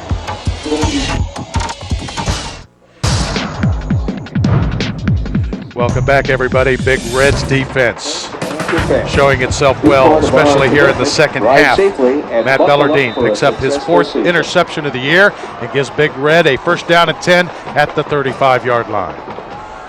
McGee dots the I, will get this carry for 6 down to the 29.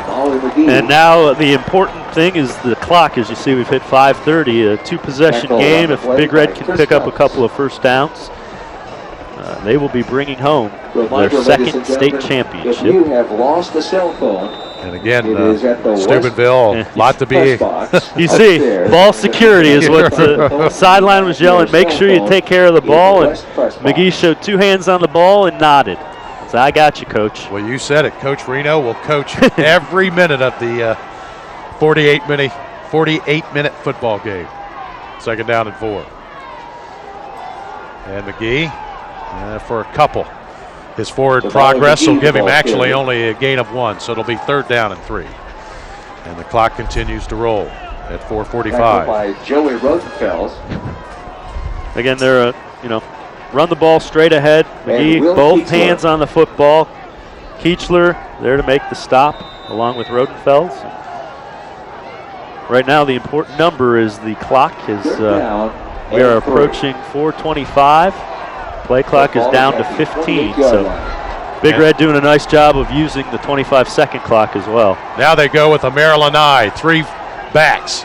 All lined up together, and Caleres will keep it at the 25. Takes the guy out of his shoes at the 20, has the corner, and it's touchdown number 2 via the ground for Zach Caleres. He goes over 150 yards on the game, and that's almost half of what he had all season long. So a huge game in the biggest game of his life for Zach Caleres.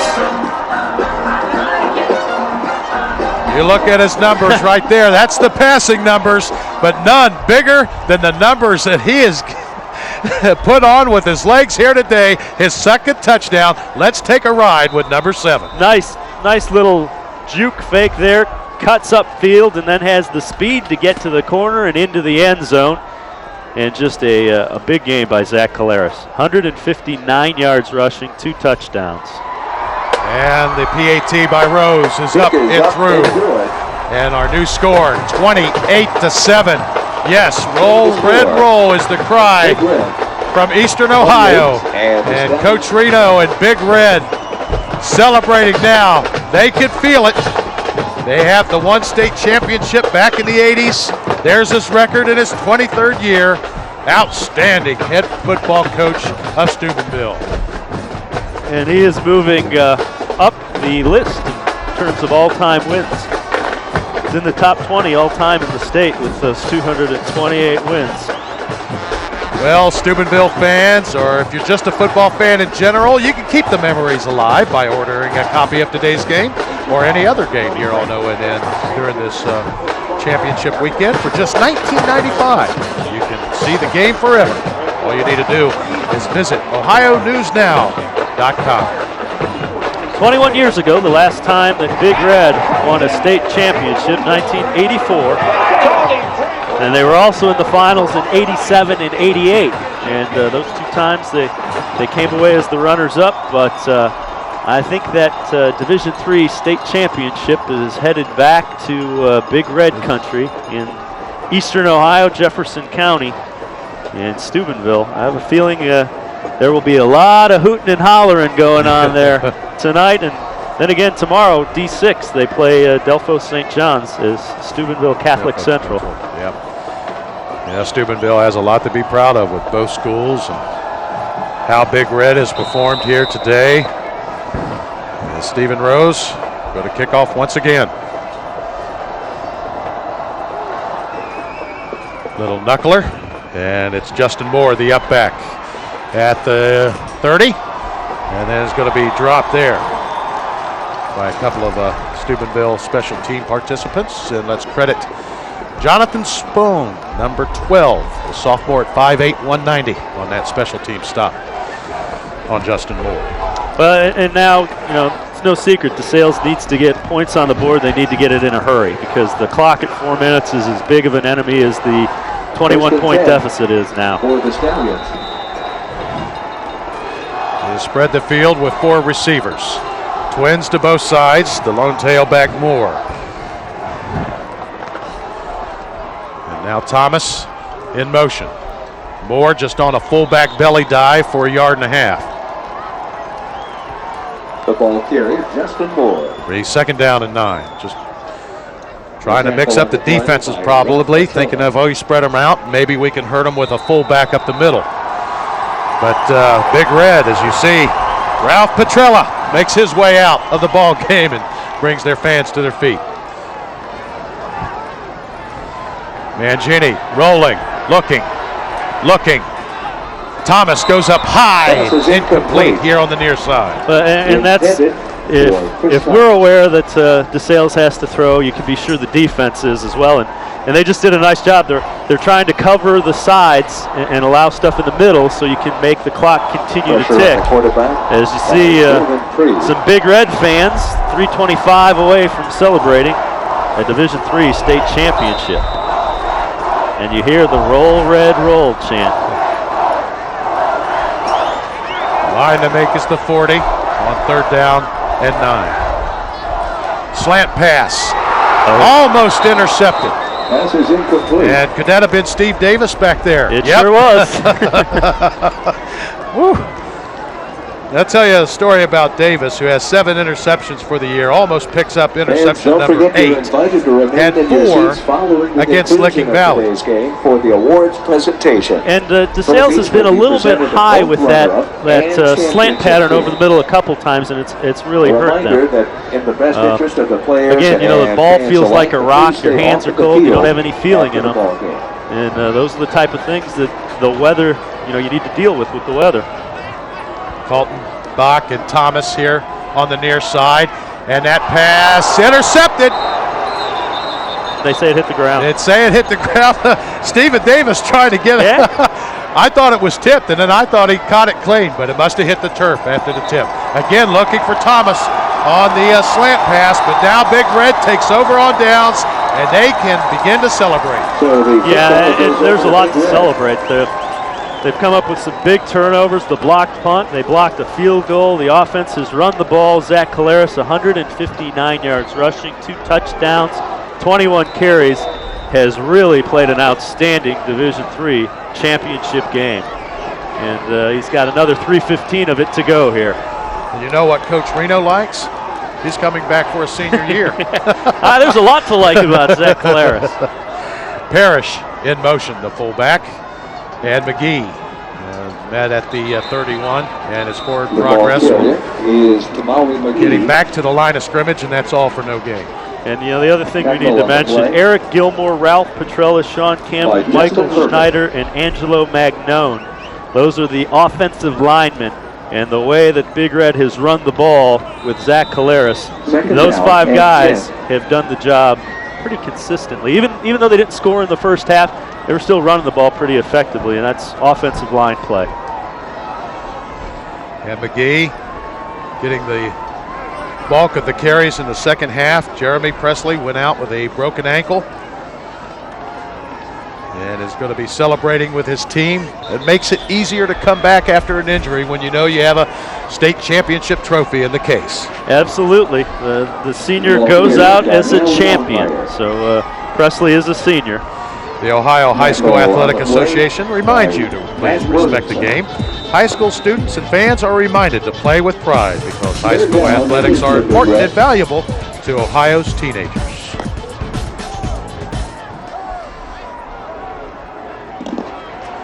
Just a happy sideline there for Big Red. Absolutely.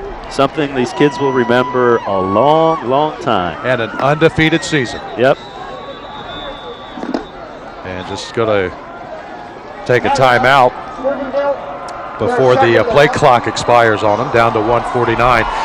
But we need to give kudos to Columbus St. Francis DeSales, too. Yeah. Arguably, along with Cleveland Benedictine, probably those two schools played the toughest schedule of any team in the state of Ohio. Yeah, they had a couple of losses. They played Xavier, who will be in the Division I state championship game tomorrow night. They played Xavier. They played a number of Division I state playoff teams, Toledo, St. John's, Jesuit, and they competed with them. They played Moeller. Right. And today, really, the turnovers and the special teams plays. Right. And too much Zach Caleris running the football. Absolutely. He got free in the secondary a little bit more often than I'm sure the Stallions really expected him to. He only had 375 yards rushing coming in on the year, and today he goes for 159. So it picks up half of what he had coming in. So there's the telling story right there. With 3 tight ends and 2 fullbacks, or 2 tight ends and 2 fullbacks, you run McGee up the middle on 3rd down and just trying to wind it down. It'll be 4th down. Reminder, after the game, stay tuned to ONN for championship game day. After this game, we'll have all the post-game comments with Dandy Crow, J.J. Huddle, and Jerry Rosinski. All the excitement and fun right in front of the Professional Football Hall of Fame in Canton. So stay tuned with us. 4th and 6 with the ball on the 26. There we have the sign. Big Red State Champs, and you see some smiles. And they may see down to 1:04, and they get a new quarterback in there to let him experience a snap here in the state championship game. It's Andrew Smith. Why they take a timeout, I can tell you that this copyrighted telecast on ONN is under the authority of the Ohio High School Athletic Association. Use of the material without the express written permission of the OHSAA and ONN is prohibited. Andrew Smith. Today's game is produced by Mark Lowry. Our director is Michael Bacon. Our assistant director is Mike Gerlicka. And the director of programming is Jason Feaster. And we thank the rest of our crew as we kick off this championship weekend on ONN. Steubenville looks to win this Division III state championship game. There you see Coach Suckach going and getting his offense fired up. They pick up 6 yards, and they can keep possession of the ball. How would you like to have that average? 228 and 44. Be pretty good no matter what you were doing. You're right.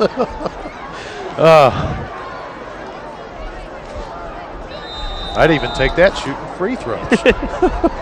4th down and 6. And McGee. Is he going to keep the drive alive? It's going to be close, and I think he has got it. The ball carrier. So you know what? Credit those offensive linemen. They're not going to have to give the ball back to DeSales. And boy, Big Red can start celebrating. Actually, just let the celebration build. Right. And you know what? I bet you a lot of these fans that were here for this one are going to stick around for tomorrow, aren't they? I would think so. That's a town that just loves their high school football, and great support. Or actually, that game's today, isn't it? It's tomorrow. Oh, no, it is tomorrow afternoon. afternoon. That's right. Yeah, it is tomorrow. The Division 6 game's tomorrow afternoon. So this should be the last play of the ball game, and McGee's going to be wrapped up, and that should do it. As Andrew Smith, the senior quarterback, came in for a couple of snaps, but number 7, the quarterback, Zach Caleris, was Mr. Everything for Steubenville Big Red. Immediately after the ball game, and as you mentioned, Dave, they could celebrate now. 0-0 at halftime, and then came out, took the opening second half kickoff, and went 58 yards on 7 plays for Caleris' first touchdown as he went 25 yards out. And then the big turning point was the special teams block. Yeah, the block and punt, and then the 2-point conversion gave them a 15-0 lead. DeSales came back, but every time they did, Big Red had an answer, and congratulations to Big Red. Just a nice second half. Yeah, we're going to go down to Dan Franzak here momentarily, trying to catch up with Coach Reno there. And, yeah, he's there, and I think both of them are going to be there about the 33-yard line. Hey, Coach Reno, congratulations. 21 years after your first state championship, you got your second one. Congratulations. Was it worth the wait? Yeah, it's worth the wait. I'll just congratulate the kids, congratulate DeSales, and roll red roll. What was the difference in the second half, Coach? I don't know, man. We played the whole game tough. There was no difference in the second half. We just scored points in the second half. We played the whole game tough. I got to get with Channel 9 now. Congratulations, Coach. Guys, back up to you. All right, thank you, Dan Franzak. Excellent job on the sidelines, battling this cold weather. He's tough himself, and a very emotional Coach Reno, and why not? It's been a great game for them. And his junior quarterback, the Grange MVP. Congratulations to Zach Caleras. Again, just outstanding performance. 2 touchdowns running. Threw to his tight end, Anthony Gossett, for a third. And we're going to go ahead and take a timeout. Once again, your final score in the Division III championship games. Roll Red Roll. Big Red 28-7 over Columbus DeSales.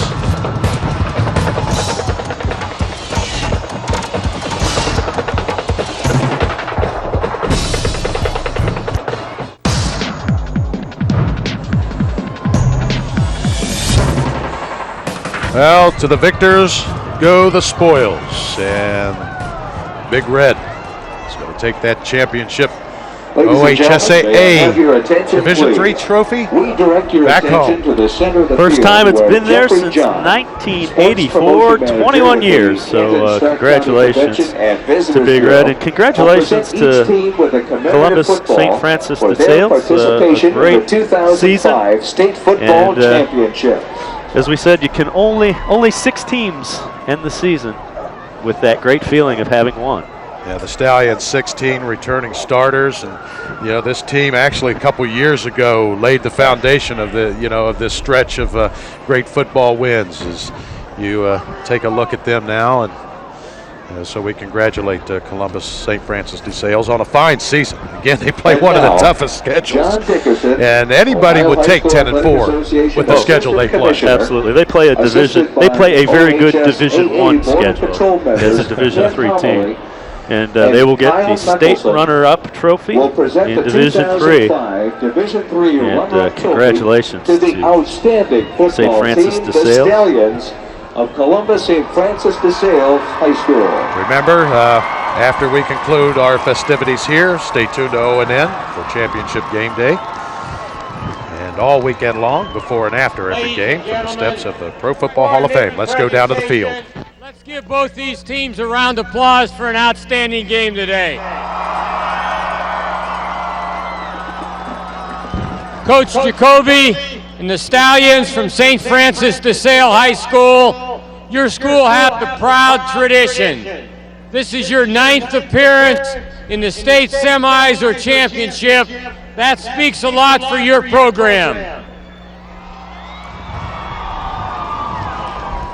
When tournament play began, there were 120 teams in Division III.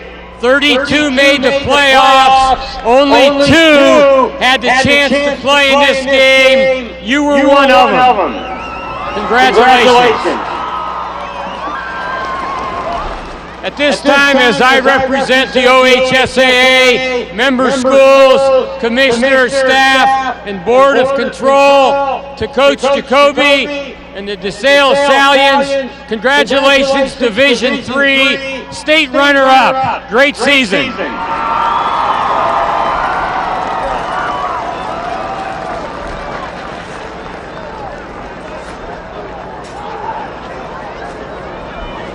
This is a program that has, as he said, has been here many times. And guess what, folks? They're going to be here for many years to come as well. Yeah, this is a spot that DeSales is used to. You kind of expect to be able to play for the opportunity to play in this game, and a lot of these underclassmen now have gotten a taste of it. They know what they're playing for when they go through that brutal, normal schedule that they play that leads to the Division III playoffs. We told you that a lot of these guys came together, sophomores, and you know, not only during the year when you actually schedule your games and play your games, but it begins in the weight room in the off season. And I believe you me, these underclassmen here in the next week or so, or after the holidays, they're going to start getting reconditioned and ready for 2006. Board of Control members. You know, programs like this don't die. That's what I'm saying. They just keep on going. The faces and the numbers may change, but from Steubenville High the tradition continues. Now we get ready for the celebration and the award ceremony for the Big Red of Steubenville. Let's go back down to the field. Hey, let us get in front, okay? If I'm going to give an award. Hurry up, let's go. How about the Big Red?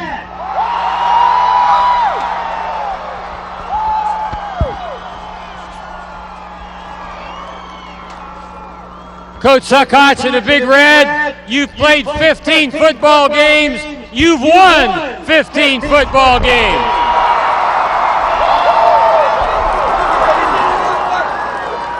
You have earned the right to be called state champions.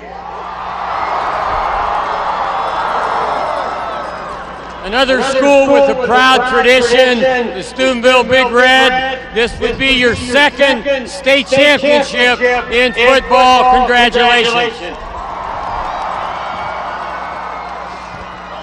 At this time, to these seniors with me up here and to Coach Suckotch, gives me a great deal of pride representing our member schools, Board of Control and staff to present to you Division III State Championship. Congratulations.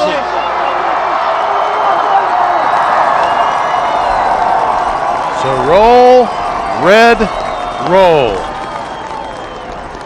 The 2005 Division III State Champions. And they won it this year with defense. You don't go 15-0 unless you have a defense. Yes, the offense puts the points on the board and wins games, but the old saying is, defense wins championships. And with that, we'll take this timeout. Once again, your final score, 28-7.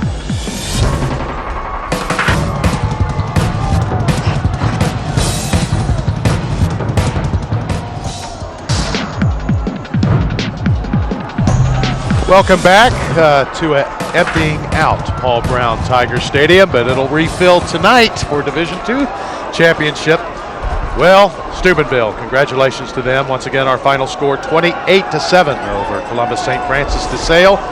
And Dave Bacon, 2 different halves. Yeah, and you know, the thing that was consistent though is Steubenville was able to make more of the big plays they needed than St. Francis DeSales was. And yeah, you see the celebration with the big guy, and you know, they made big plays when they needed to. That's why they are state champs, and they are coming back on the field to celebrate as a group.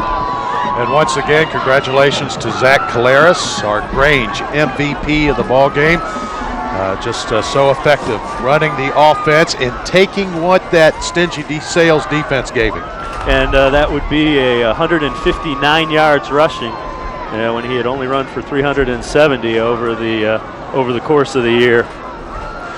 All righty, so Division III, we started at 11 o'clock, and now it concludes with your champion right there, the Steubenville Big Red. Roll, Red, roll, 28-7 over Columbus St. Francis DeSales. Good day, everybody. Coming in more will hurt him as he runs right into that blitz, and it's slot on. Presley. Oh, he's collared from behind. Wow. David Nepke, the senior, almost 1,700 yards between the two. Caleras again will bootleg. Turns the corner at the 40. Running room